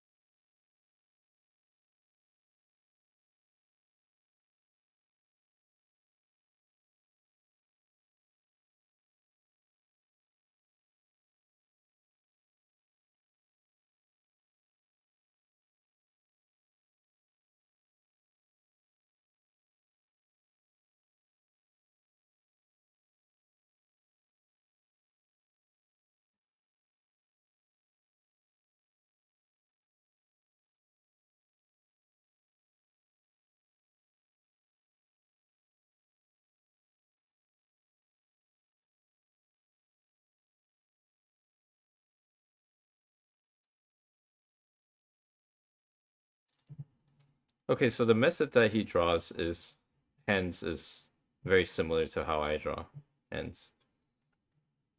Except I don't use the mesh method. I just use the silhouette because silhouette's good. And then once I have the silhouette, I don't like if I need the perspective, then I'll use something close to the mesh. But I think so far Cynic's um, method is pretty good. It's pretty good to learn from. So let's see. But I would skip this step personally because this limits the pose a little bit. So let's say if I wanted like a shape, like a specific shape like this. I wanted, yeah, let's say I want this shape. And I don't really know how to fit the hand in. Like maybe I have an approximate idea of how to fit the hand in. I can just add details to it, like add perspective to test out if the pose works or not. I don't recommend this to like if you're just starting out to do this because you need perspective and anatomy, but it's good at designing uh, shapes that fit certain silhouettes. So if I need to flush out the perspective, I would just do the cylinder method. That's the same as how Cynics does it.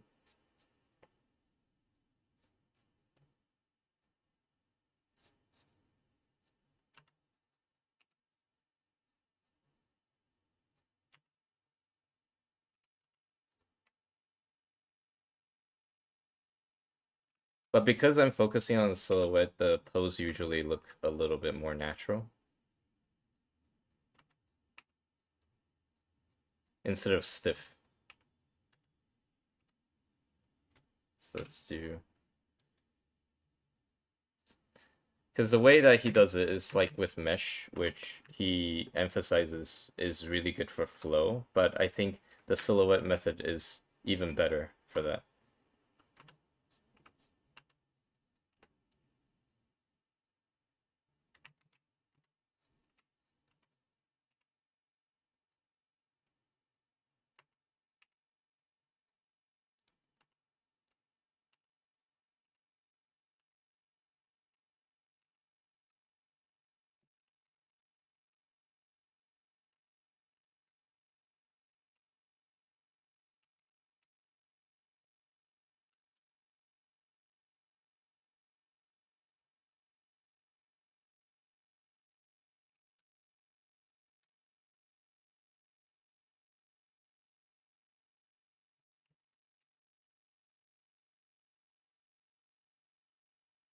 So I'm just deciding the size and the position of the other hand right now.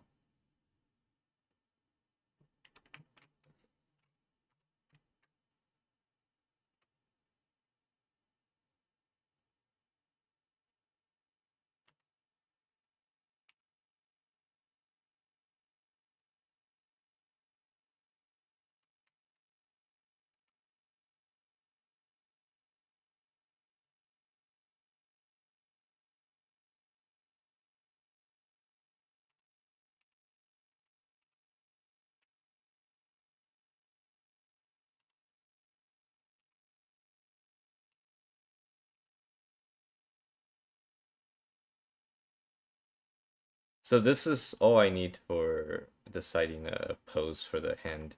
The perspective of the fingers and whatnot, that can be decided later.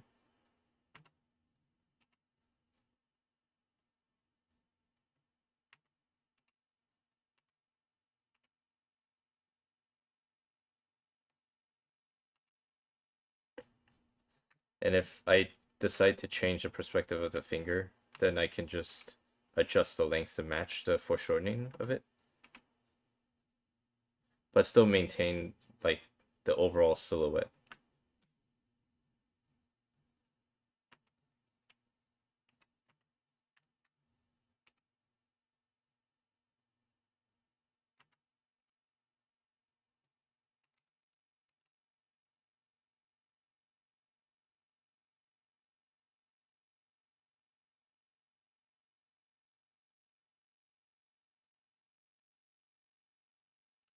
This is a kind of an awkward pose if I were to draw the torso here, but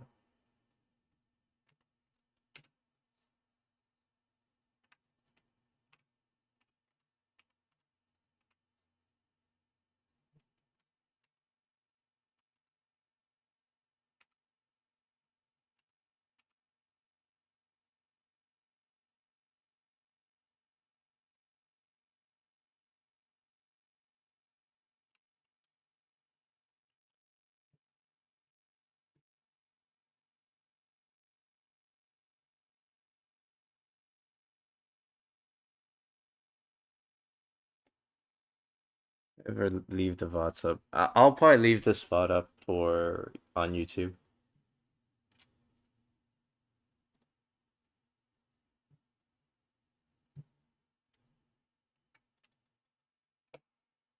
So yeah, that's basically how I draw hands if I wanted to do like a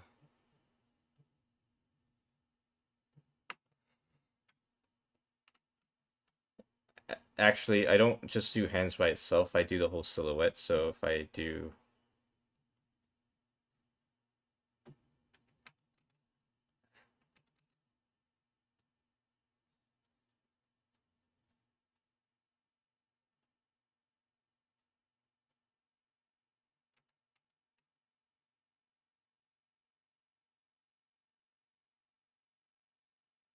I do the pose and the overall angle, and then I can decide what angle the hands can be.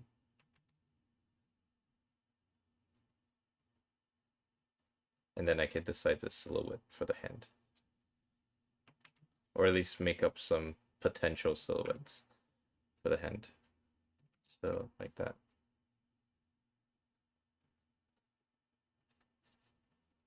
This is generally how I paint. So instead of like, don't think of them as lines, just think of them as major shapes. And I use elf ears because it tells me which face or which direction the head is facing. If you just do ears, you can kind of do it, but it's more clear this way.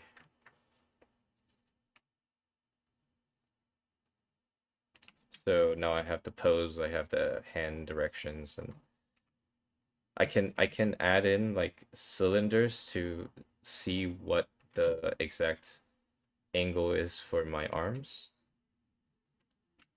but I don't have to. So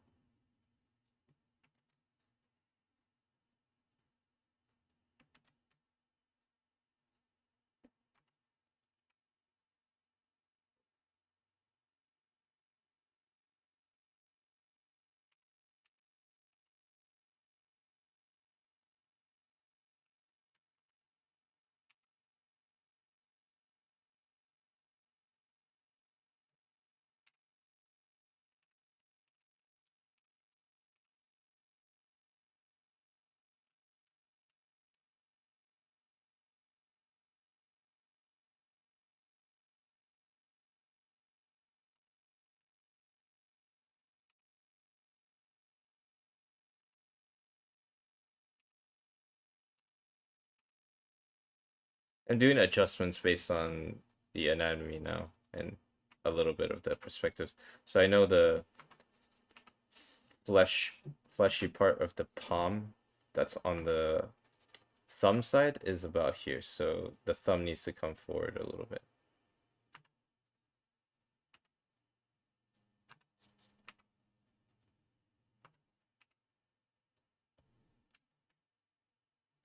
And this part is okay.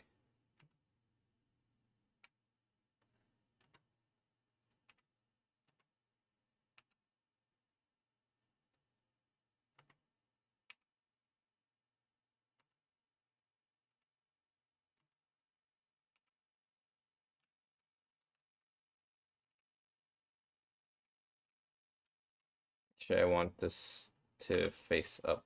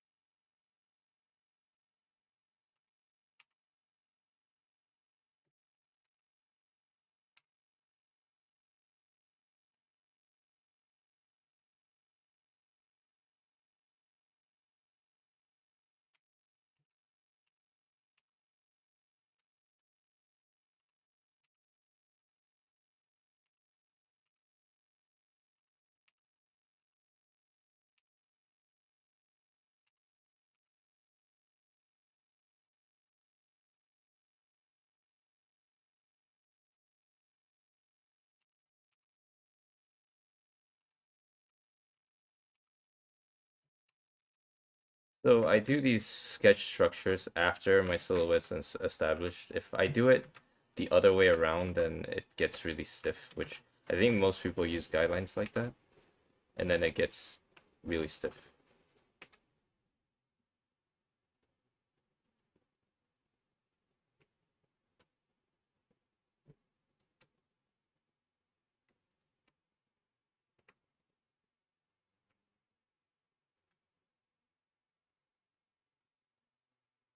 How do I get better at drawing silhouettes? Well, first you need to know the anatomical details of, like, if you're drawing silhouettes of people, right?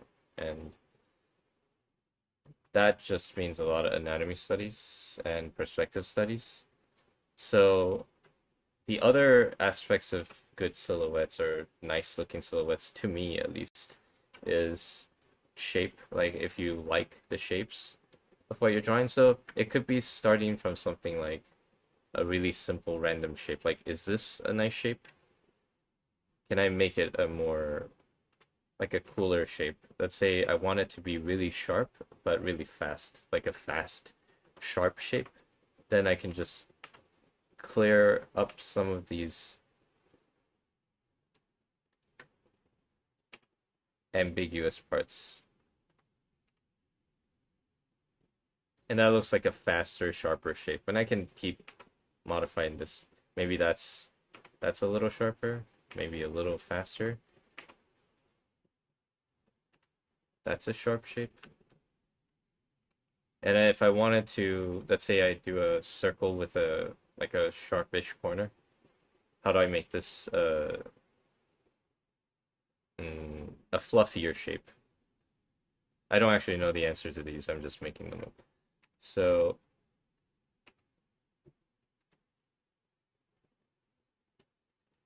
I'll add details that make them look like they're whatever that means, fluffier. And that doesn't mean like just draw the furs, you know? It means edit the shape to make it feel like it's a fluffy object.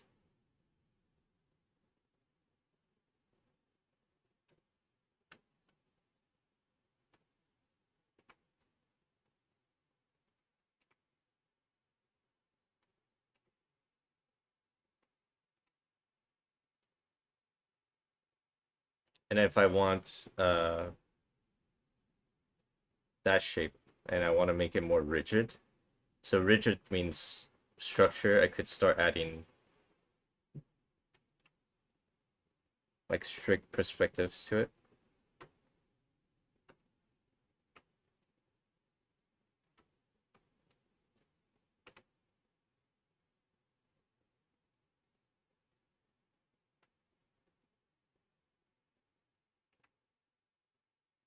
And parallel lines are really good at making rigid forms and shapes. So this would be a slightly organic shape that is pretty rigid.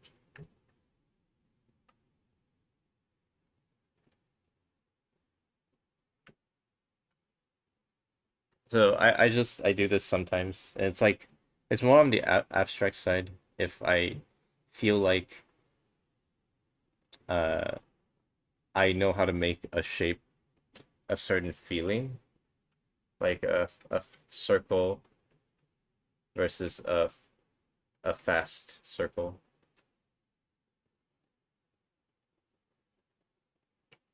then I can use these for designing the silhouette for a person. So let's say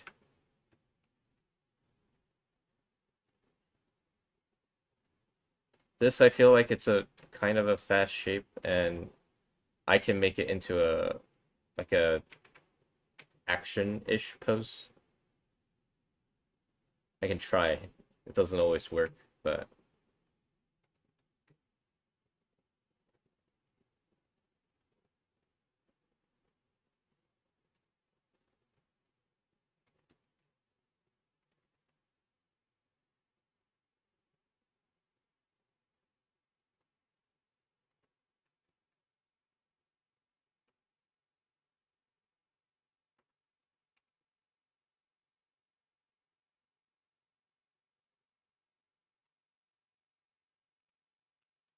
So some people will call this gesture drawing. I don't know if that's an accurate term for it.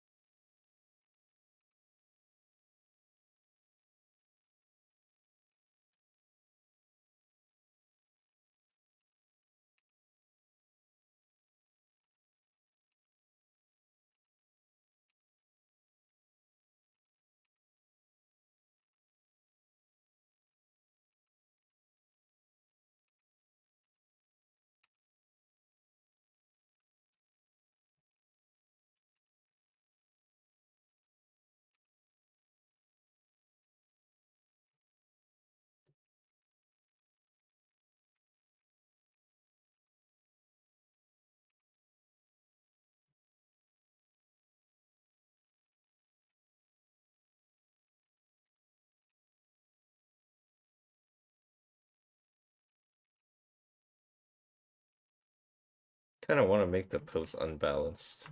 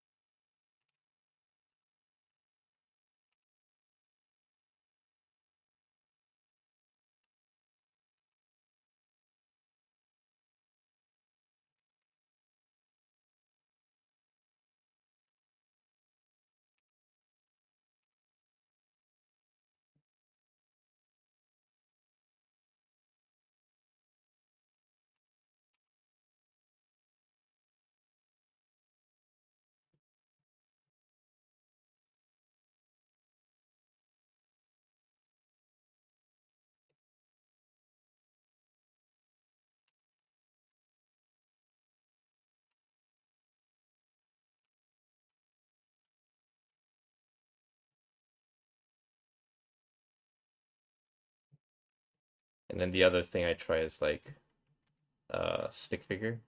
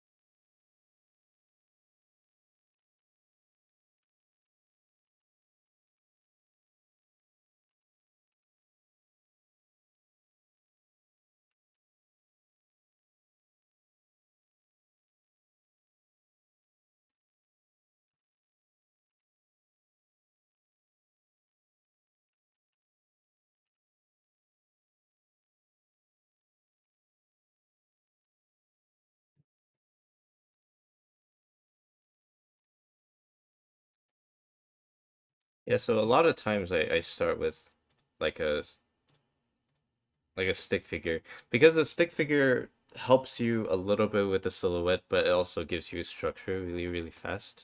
Like I know how long each limb is supposed to be just doing this, and maybe where the face is supposed to be,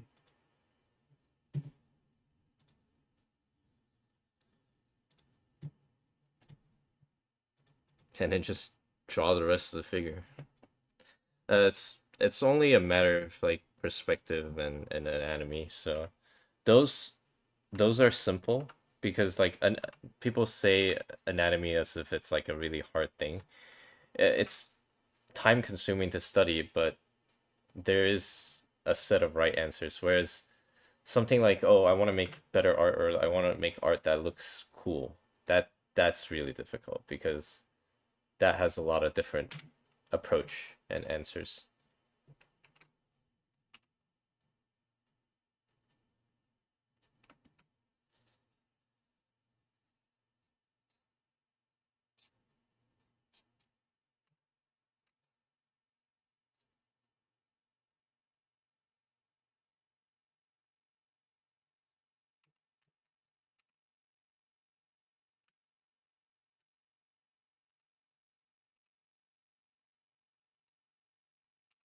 So how to make something like a nice silhouette, that's that depends on you. You kind of have to find what you like. If you can't find what you like, then nobody can help you.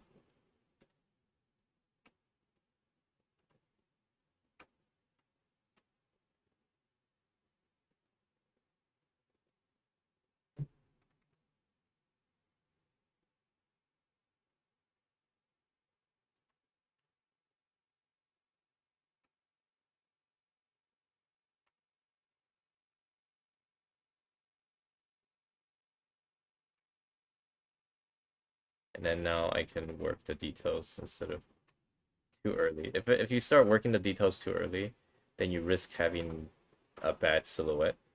And I see a lot of artists that do this, and then sometimes you kind of get a good silhouette, if you have a rough enough sketch. But a lot of times they lock in to the pose and whatever too early, and then you end up sacrificing uh, a nice composition or a nice pose for more detail, which I think is reversing the priority. Because nobody care if you drew the hand correctly, as long as it looks okay. They care more about is the picture nice, if the painting is nice.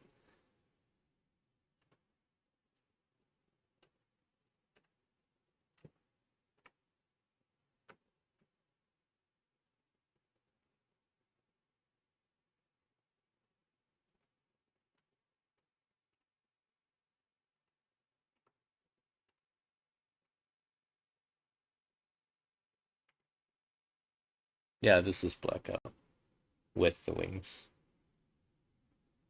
How do I usually study anatomy? It depends. So I study sometimes the silhouette, sometimes I study things like what is it? Like this, I study all the muscles. Like you don't have to memorize them all. I don't memorize them all, but I do know it at least once. So when I look at references, I know what I'm looking at. So like I do a few of these like every year just to kind of like a refresher or every year or two. Like if I feel like I don't really remember the details, then I would go back and do it again. So honestly, I just need to remember like something exists there. And if I do remember something exists there, then usually I can pick it out of the reference. And that's the most important part, I think.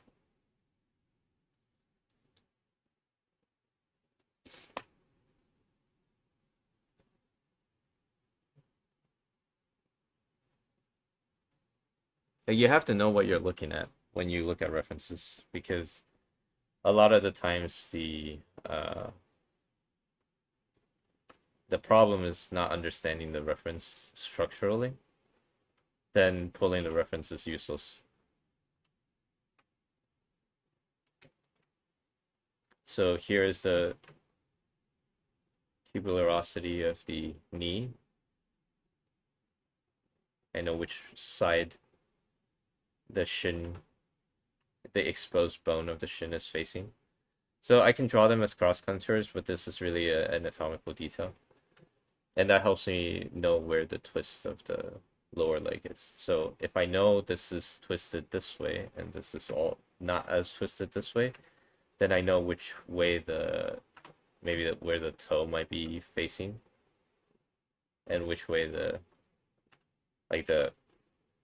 how the silhouette should look for the feet here. Like what would we see from certain angles? So that's how I study, or that's how I use what I study from anatomy. And then this part should curve up because of the pressure.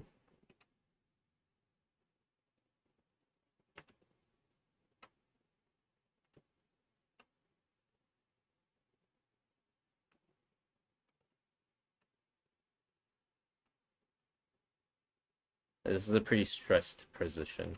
So the calf muscles would be, it would look bigger than it is because it's pressed flat.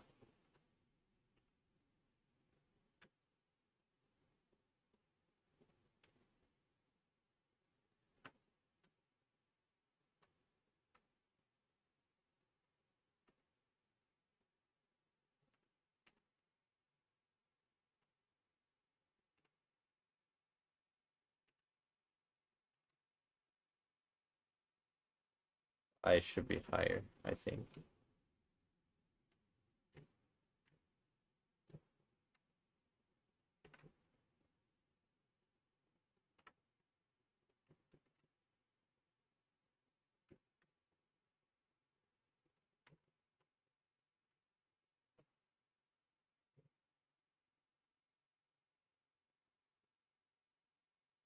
Oh, hi. Let's see. I still haven't started painting. And it's 2 hours in. Almost 3 hours, actually.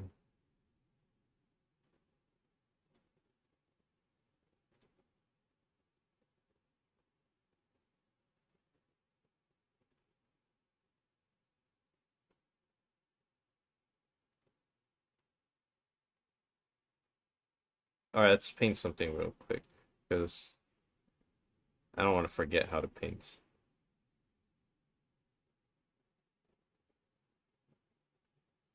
Let me find something.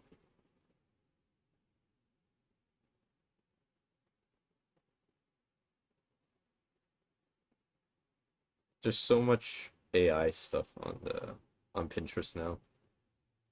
It's like, instead of just looking for a nice picture, now I'm looking to avoid AI stuff to use to study because then you start building weird habits.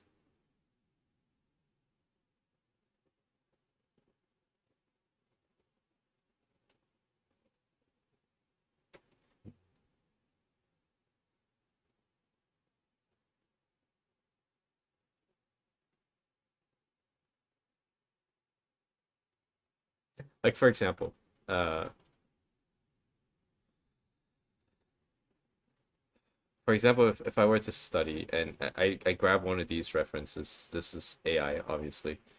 It's like to maybe someone who's less experienced, it might look right, and then they study this and it's wrong. It's like just anatomically, it's really, really bad. And I'll show you guys. If you can't tell that, then and you study this, it would make sense because why else would you be studying? It's because you need to improve on certain things, right? And people can't tell, so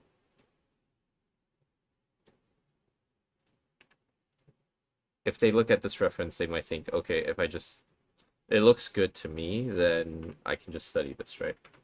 But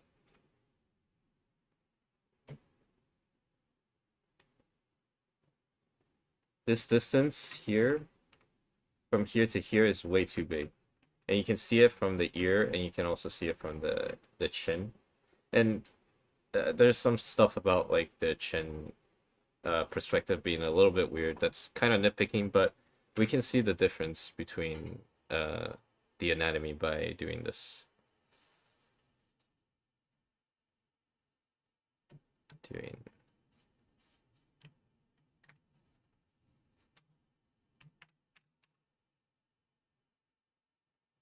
like this is more correct, and if we move the chin out a little bit, maybe this whole part actually.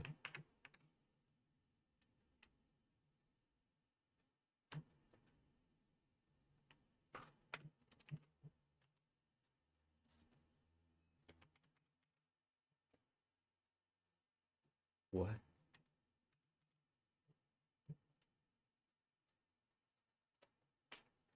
So if you're referencing AI and you don't see these issues, then you'll study the wrong thing. So yeah, her skull is elongated and ears her ear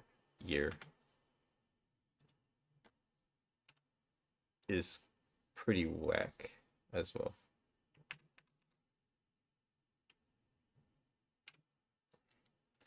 AI likes to draw smaller ears because a lot of art style has minimized the ears.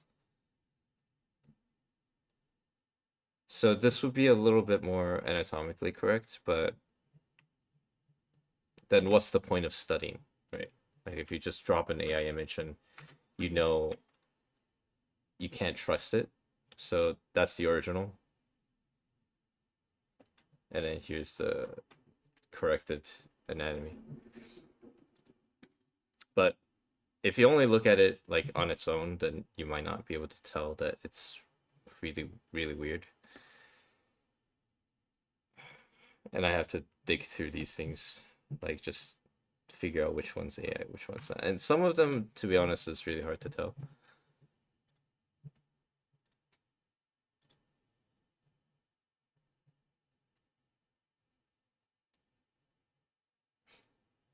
And honestly, some of the AI generated stuff does look good compositionally, just because it's a bash of random shapes. And if you bash enough random shapes, you're bound to get some that are nice.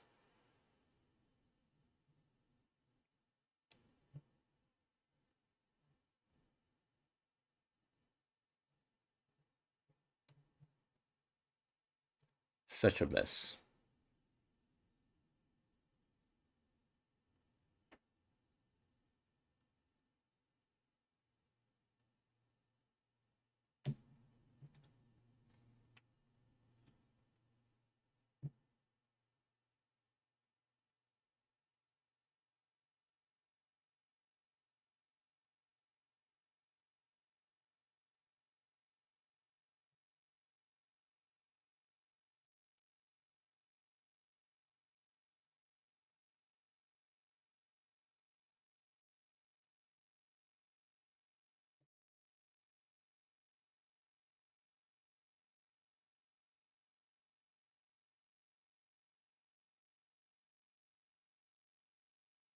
But yeah, I do have to agree. A lot of these AI stuff have elements of some things that look nice. And if you want to study those, that's perfectly fine because, just because an AI has done it doesn't make the composition or the proportions invalid.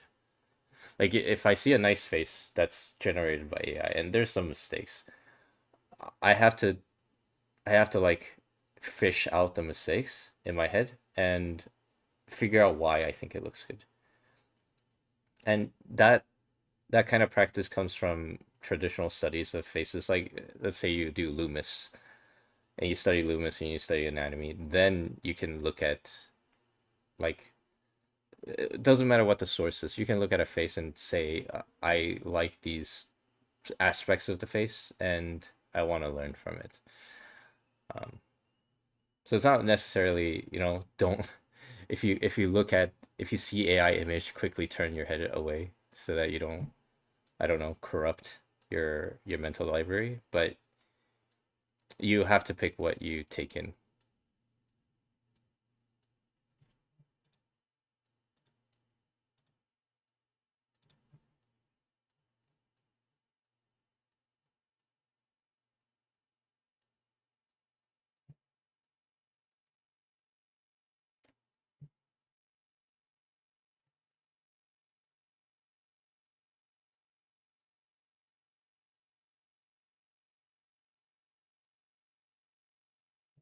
Like for example, let me see if I can find an example. What do you do when nothing you draw, wait, nothing you draw looks right? I mean, it depends why you think it looks wrong. So, for example, this image right here is clearly AI, but there are less mistakes on them because maybe because the underlying art that it mostly takes from is correct, but this has like a lot of people would make these really wild claims about AI, like, oh, it's AI because I see these obvious errors on this drawing or on this image or whatever. Whether or not the poster is actually AI is irrelevant. But when you start nitpicking anatomical things, a lot of these YouTube videos they do like call out videos for like, oh, this looks like AI. And it's so blatant, quote unquote blatant, because the shape of the thumb is weird. Like here, like you can clearly tell it's AI because this is weird. But I mean that can happen in real life. Or like what do people say? Like this is too long, or the nail blends into the finger. Like those are not really good arguments for why this image is trash. Because if you saw a human artist draw this right in front of you, like in front of your face, they're painting it with a paintbrush, you wouldn't say the painting itself looks bad. You're only saying it looks bad because it's AI. Now, I'm not arguing for AI. I'm just saying that's not a good argument against it. A good argument against it is because it's soulless. And what I mean by that is like there's no technique here. It's just a collage of cut images, essentially. So it's not interesting, but that doesn't mean that you can't learn things from it.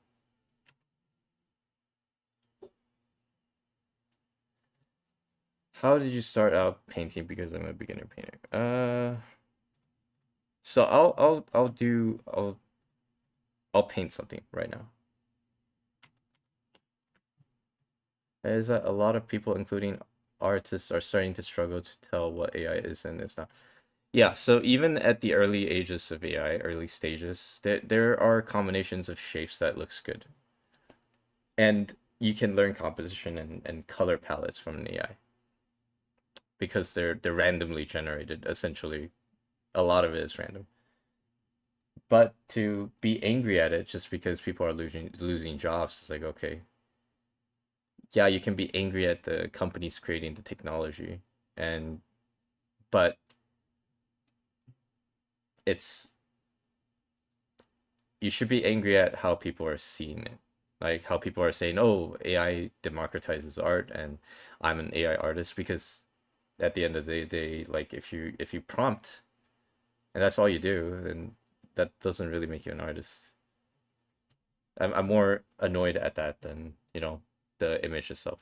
The image is just whatever you push a button, the machine spits it out. It's not evil or good. But how people use it is the problem.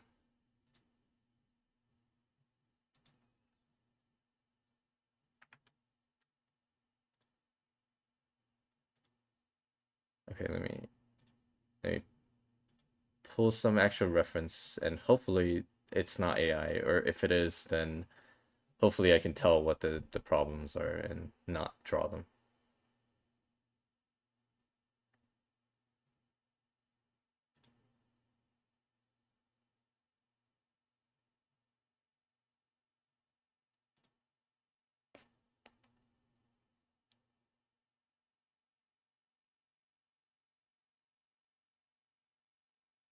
Give me 1 second. Maybe not 1 second, like many, many seconds. A few seconds. A lot of seconds.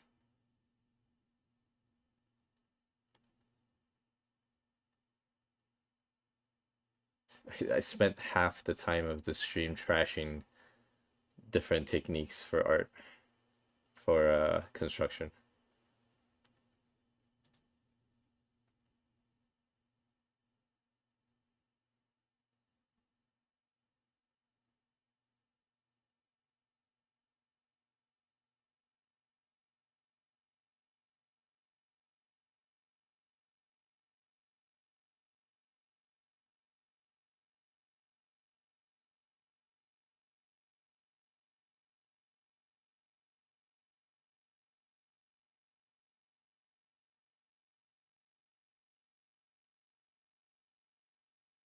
There's no interesting images because the AIs are taking so much space that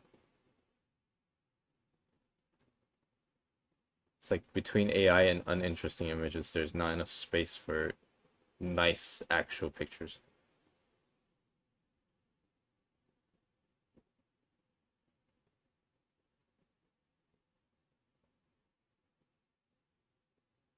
This is pretty annoying.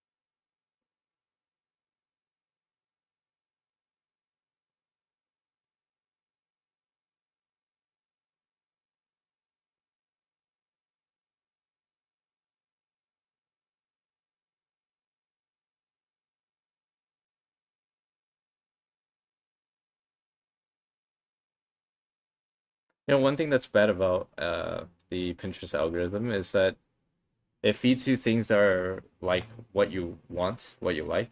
You click on something, and then it will keep showing you things that it thinks that you like. The problem is like now you narrow yourself to just those like that very narrow type of image, and you don't see anything else, and that's it's kind of unfortunate.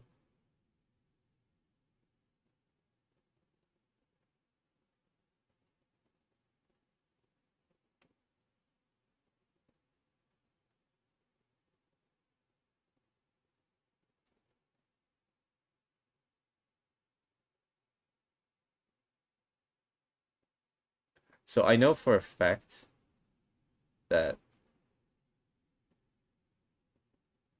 this one is AI, but honestly, I can't make out what is wrong. Like, there's really nothing wrong with the image besides the fact that I can tell that it's AI. Maybe the hair blending or whatever, but you can argue that that's motion blur. Uh, and at this point, it's like even the Instagram or not Instagram, Pinterest algorithms would not be able to tell.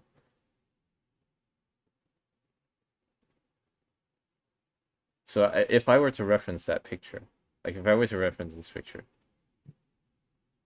to paint, to study, like maybe I like the atmosphere, maybe I like the color differences, like the low contrast, even though it's black hair, then it would be registered as AI if I were to get too close to it. Yeah, uncredited art. I mean, at that point, it's like anybody can take anything and just upload it. So, and there's really no way to prevent that.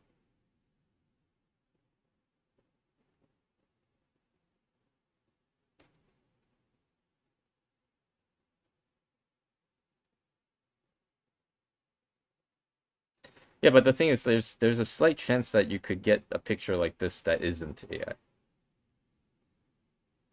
Like someone can realistically kind of take a picture like this. Just you can't police image tagging very well. There's really no way to do it. So it's bound to just infect the whole ecosystem. There's no way around it.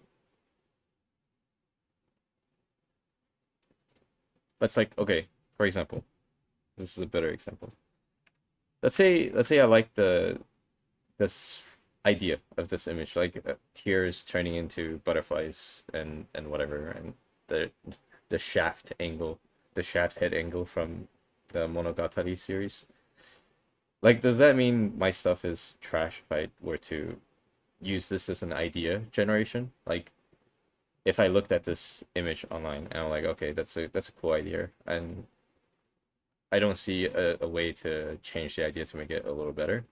I mean, I might make the execution a little better, but it's like at this point it's like forcing artists to be against other artists taking certain things, certain elements. It's like, oh, I'm sure you've heard this, like some artists say or complain about how other artists calls their art AI because it looks like it, because it's too smooth, or because the subject is stuff like, oh, you're drawing a girl with a katana, it must be AI. But what does it mean, like as the AI bros start spamming and poisoning the pool, we get less and less things that we can draw safely? That's kind of that's dumb.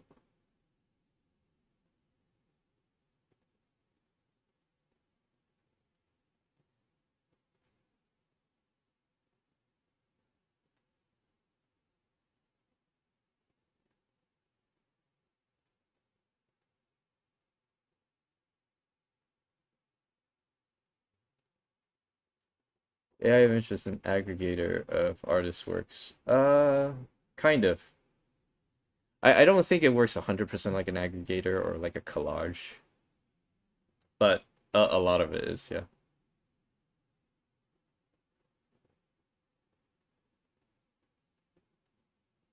Yeah.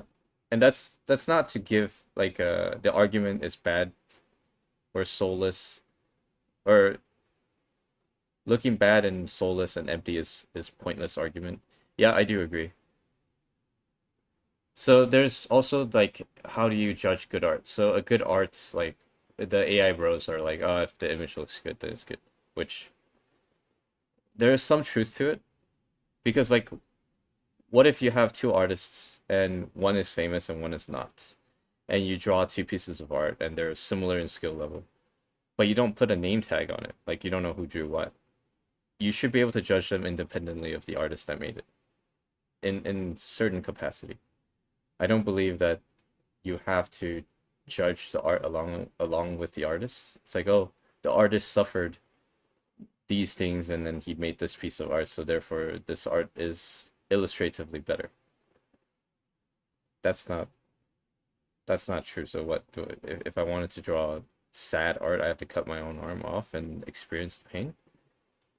That's ridiculous. But you can't also take it to the extreme where like, oh, I prompt things and the AI spits it out and I have to choose which one I like. So it's showing taste, and that makes me an artist. It really doesn't. But I wrote a whole thing about my take on the balance, like how AI should be viewed. And it doesn't look good for the prompt engineers. And they might take the money and whatever, but doesn't make them an artist.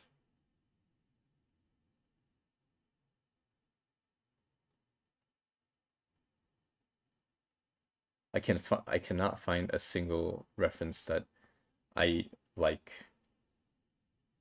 at all. And this is like, it's getting worse.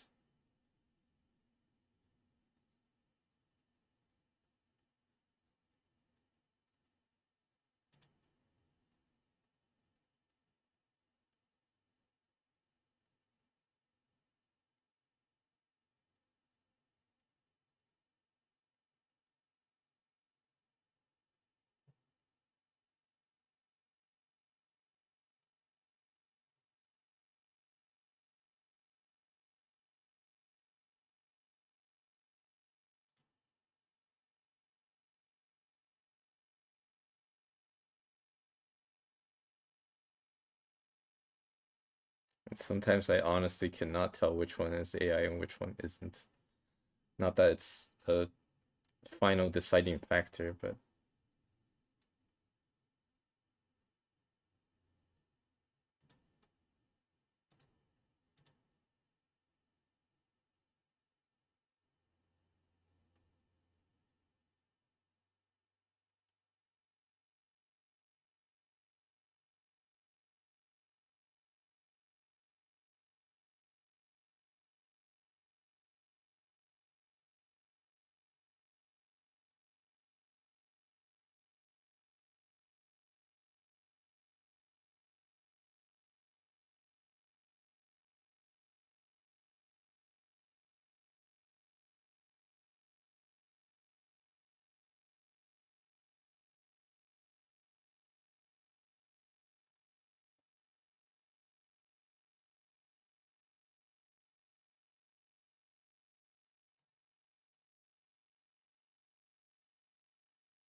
Okay, I'm gonna pick one that I know is not.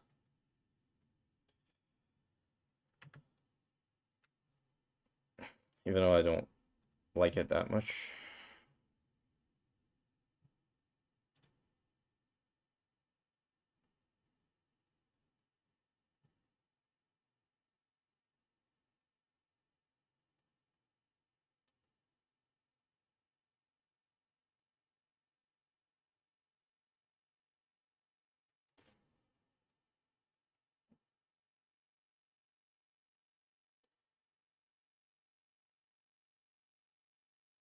Uh, AI feels like it's gonna improve. Yeah, I mean, it probably will improve with computing power, but improving there, it's like a surface level. Yeah, it can get better and better at generating images that doesn't exist and maybe more efficient. So the ethical problem is not going to be an issue anymore. But at the end of the day, without craftsmanship, it's boring.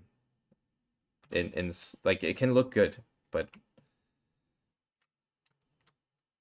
we want people to engage in the craft and we feel inspired by the people who train, and I hope train and try to get good at the craft, not just push a button. Because yeah, at that point it's like you're not really generating things if you don't have the craft, because you can't decide all the factors that goes into it.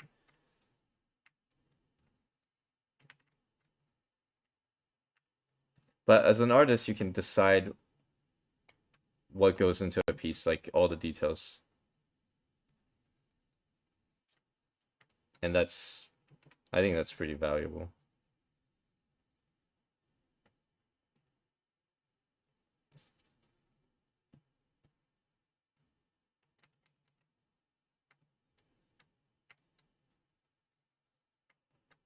So like even when I'm referencing things, let's say I'm referencing an image and studying like right now. It's not like I put every single detail into the painting from the reference. I have to decide what I don't like about the reference. So you're putting your own preferences in the study. And the people who think that, copying references or doing references is just copying one to one, they're seeing it like an incomplete picture of it.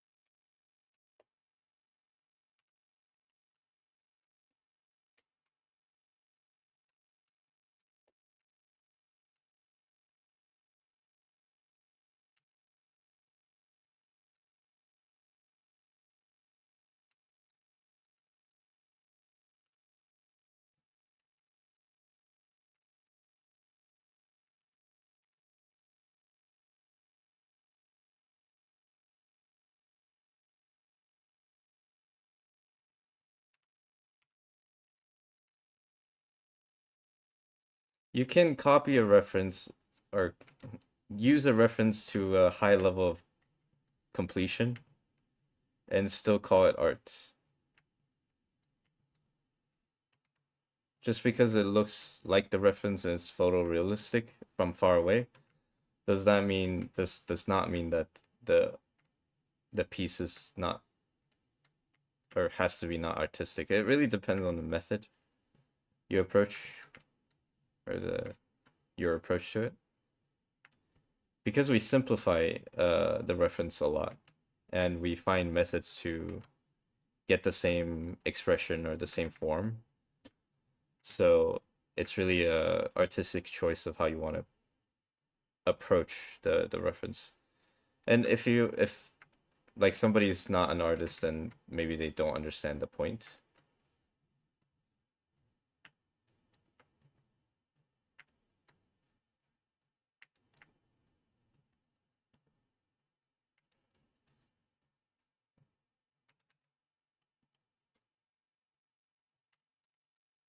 Like I'm not trying to draw the reference pixel by pixel. Like you can do that, and that makes your copy machine, yes. But I think almost nobody does that or tries to do that.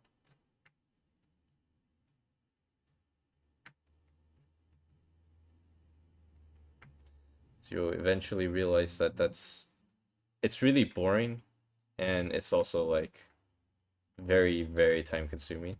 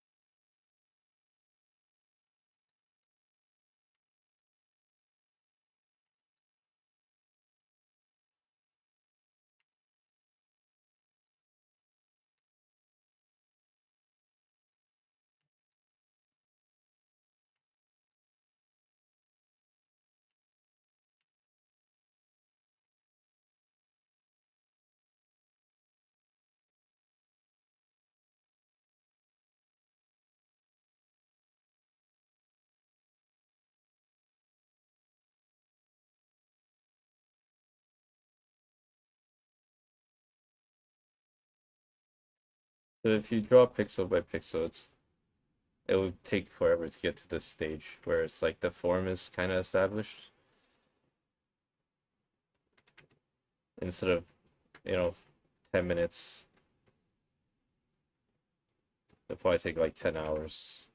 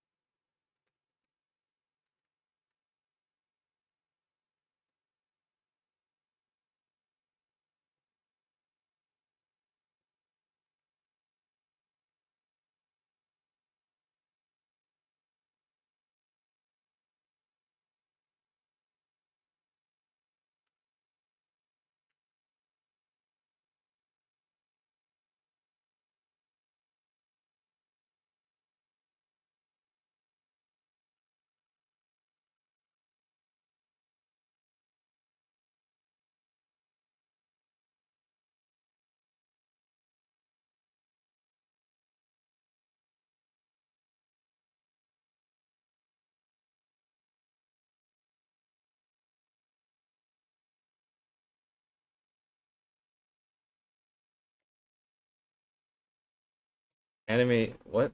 Don't draw anime. Anime is peak art.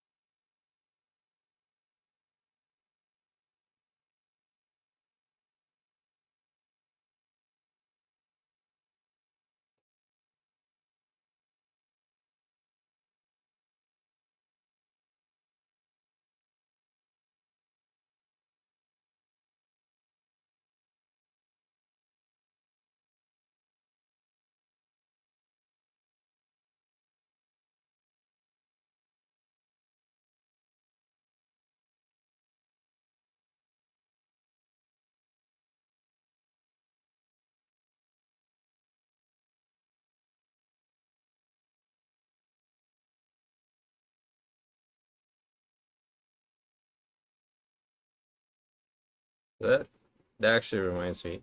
There's like the grid method, right? You copy things with the grid method. That's why I hate the grid method. I don't recommend it to anybody. There's a way to use it, but not like digital drawings. You should probably never use the grid method. So with traditional drawings, let's say you're drawing a wall and you draw the whatever drawing it is on your sketchbook and you present the idea or the final product. But you already have the sketch and you're trying to transcribe it to a wall, then yeah, use the grid method because it's for transcribing. When you're painting, you're not transcribing something. That's just graphing.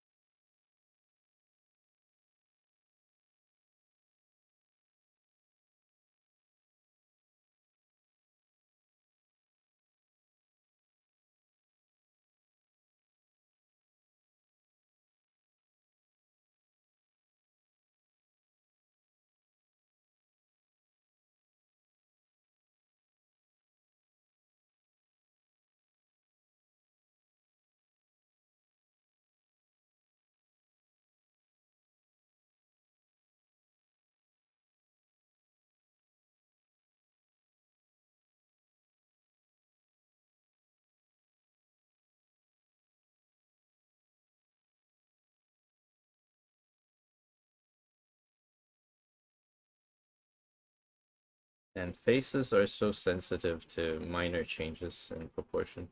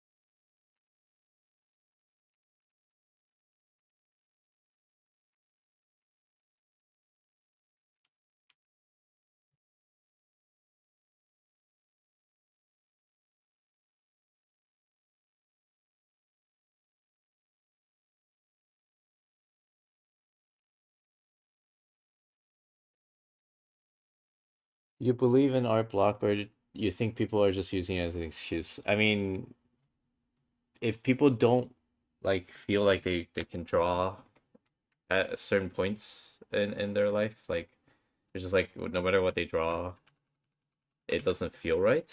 I believe that's a real thing. Like they just call it art block, but you can call it whatever, you know. There might be other reasons like oh depression or whatever, and or like you're just not focused. Like you have other things like that you have entrance exams for schools or you need to focus at work, and those can be reasons for why art's not feeling right. And if you want to call it art block, then yeah, sure. But if the truth is like most people would have some things like that, like at some point in their life, you just like feel like you're too tired to draw or whatnot. But you kind of have to ask yourself like, do you do you want to draw or do you want to sleep? Not saying sacrifice sleep to draw, but sometimes you need sleep more than you need to draw, and that's fine.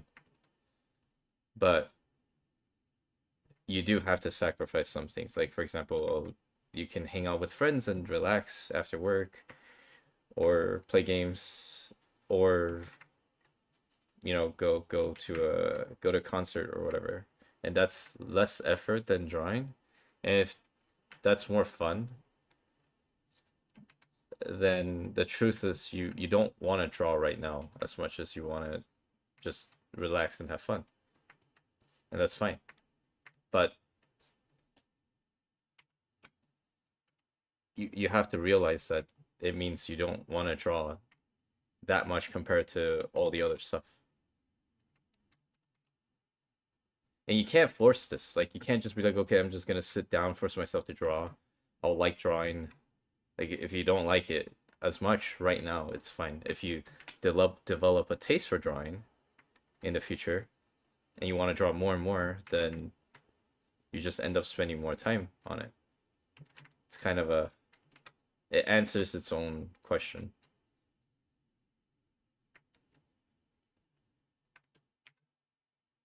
So yeah, art block or you feel uninspired, however you want to label it, is a real thing.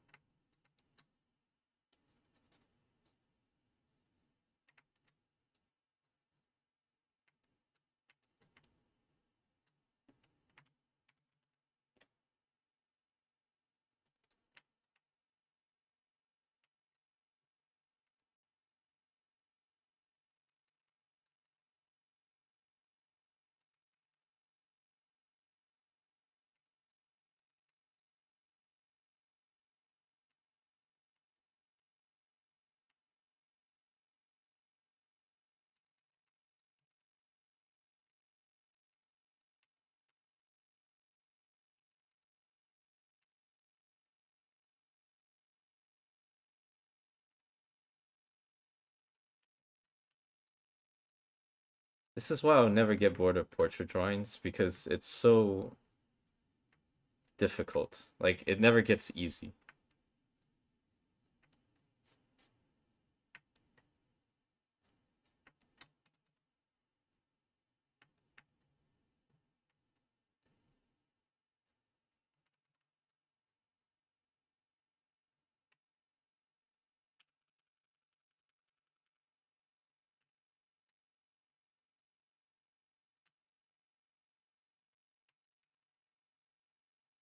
Oh my God, this is so bad.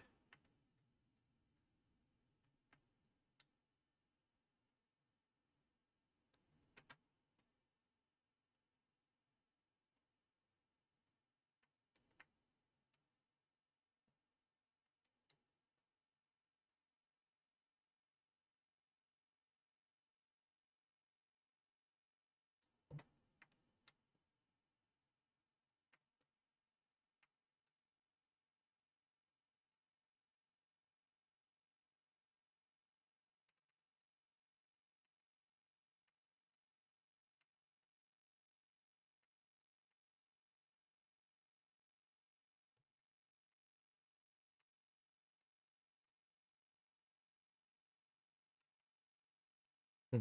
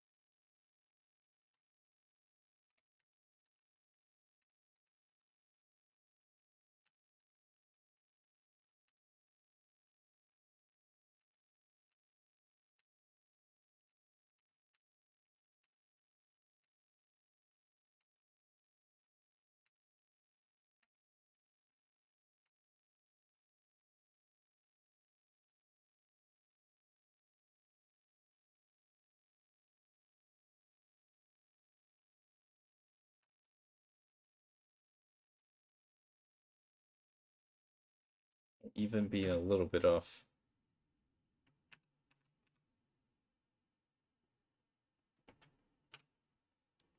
It's like it's noticeable.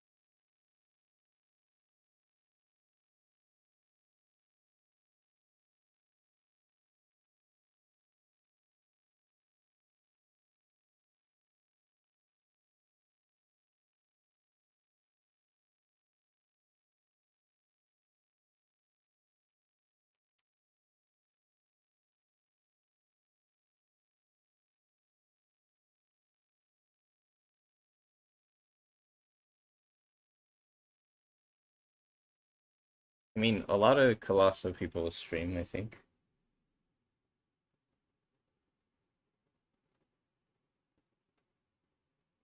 Which I don't know how true that is. How do you blend colors when painting? I just pick the normal, like the middle color. All right, I pick a specific, like manually pick from the color wheel. I don't use blend tools.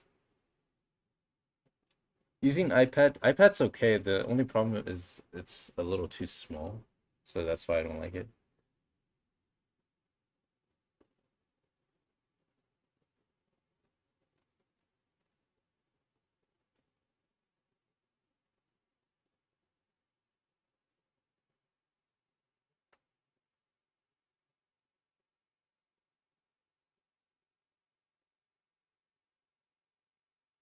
Man, it's annoying that it looks off.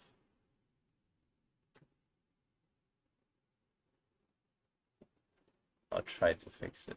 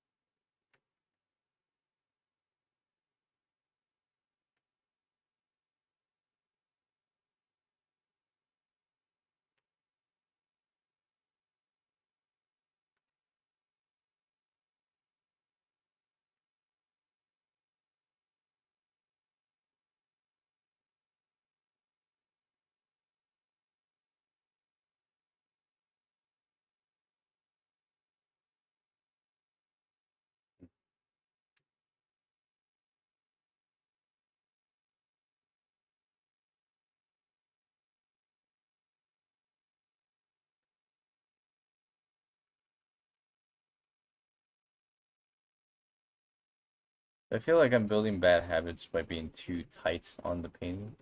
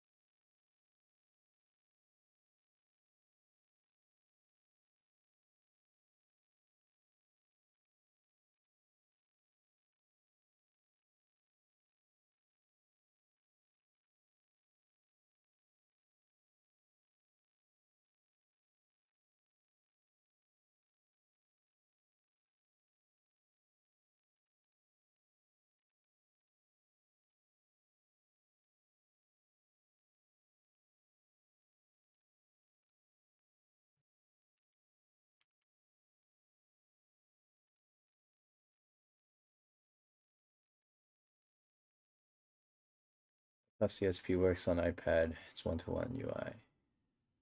I don't like it when UI is too crowded.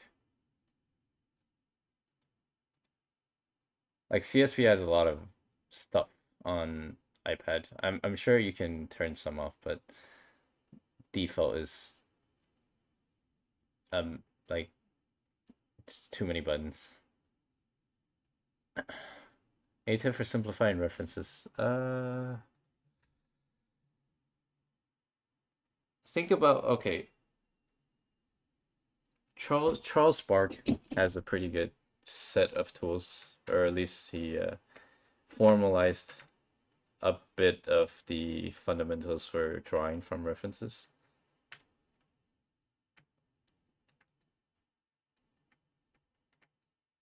Let's start there.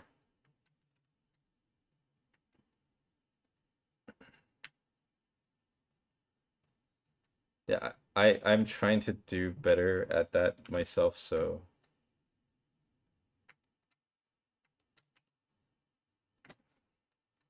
I don't really know the ultimate answer.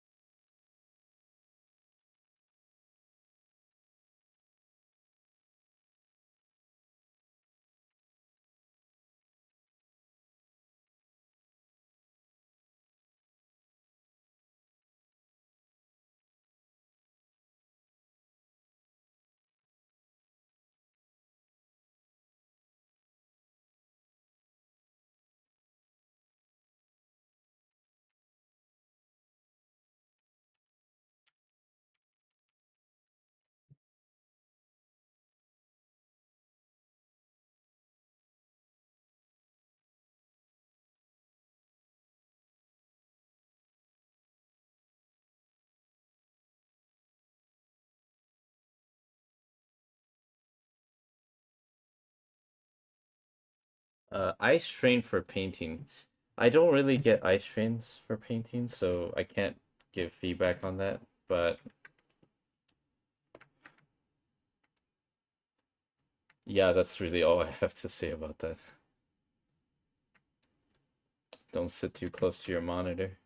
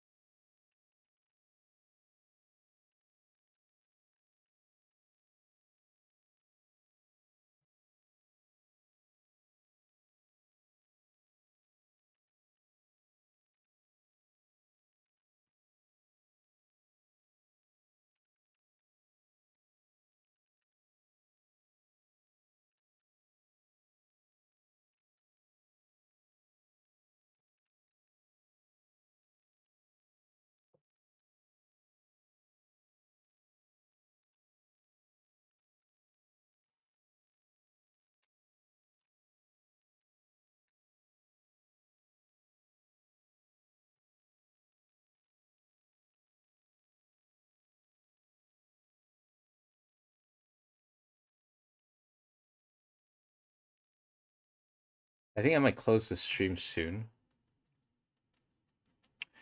So I recently heard that if you stream on Twitch for more than 4 hours, you get the stream gets boosted or whatever. But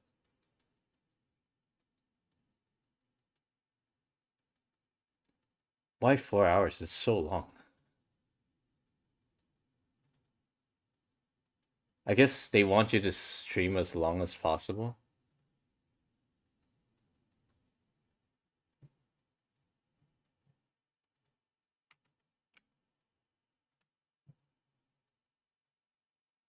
But I want to eat food.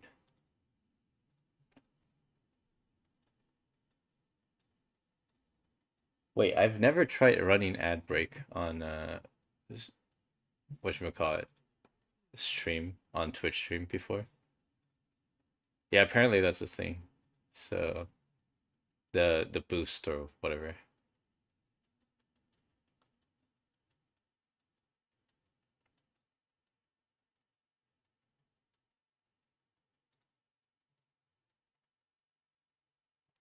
I'm gonna get water and stuff, so I'll try running ads on Twitch to see what that does. Never tried it.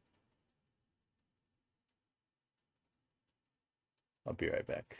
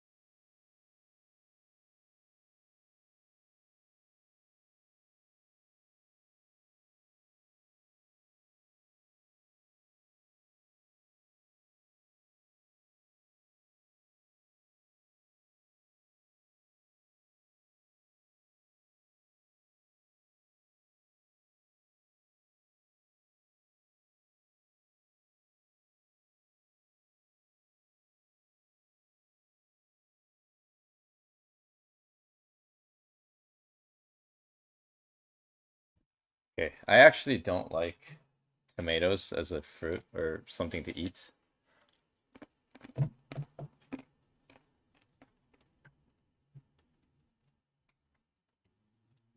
Like it's okay in burgers, but that's about it.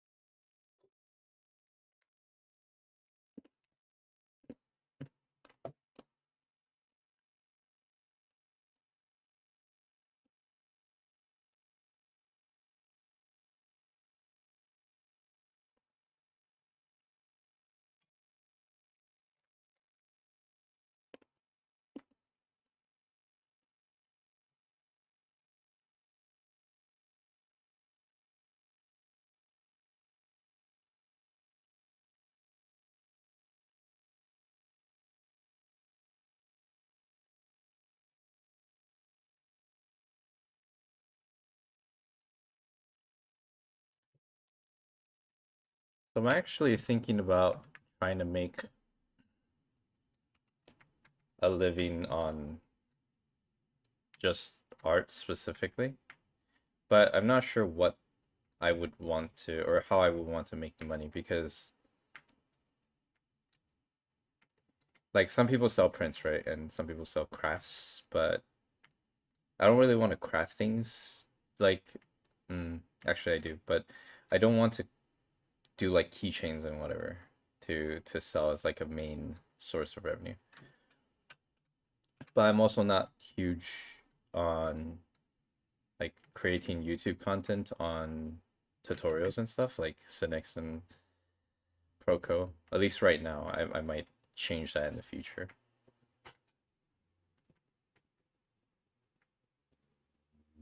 So I'm kind of stuck on what I should be focusing on.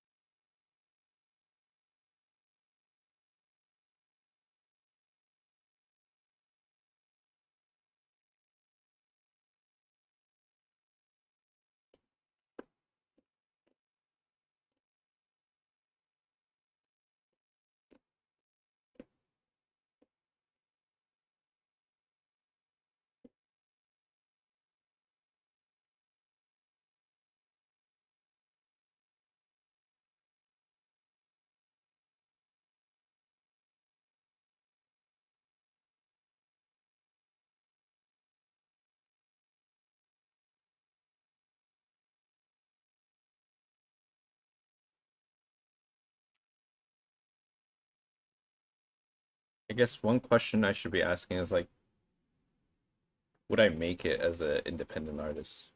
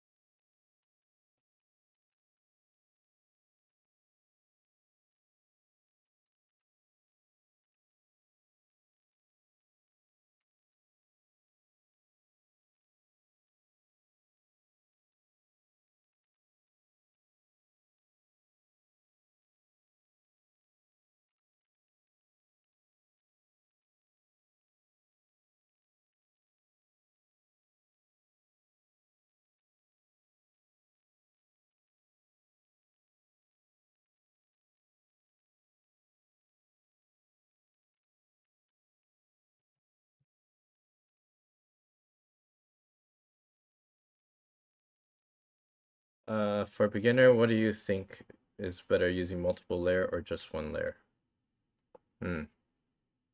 Depends on what you're practicing.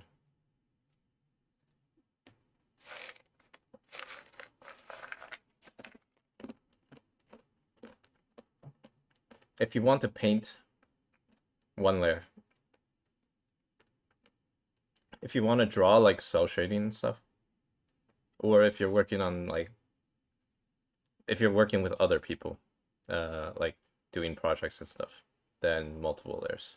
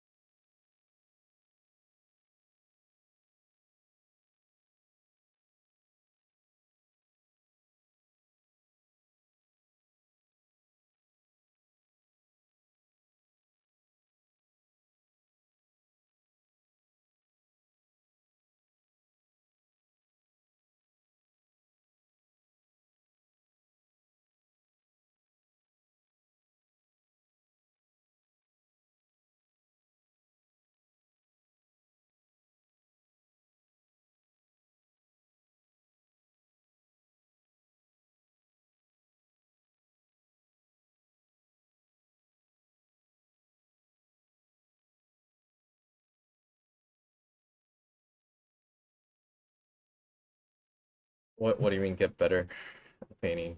I mean, you start getting better at painting the moment you start painting. So immediately.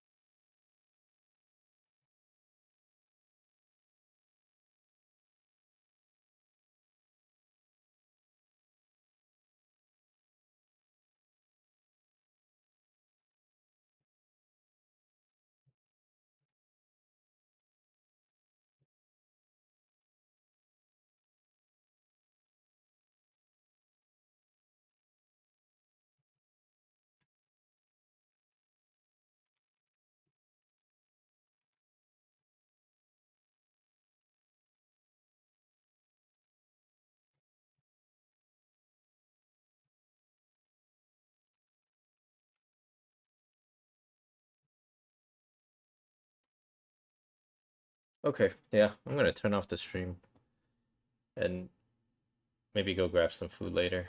But I'll see you guys next time. Maybe I should pick like a topic for streams instead of just draw.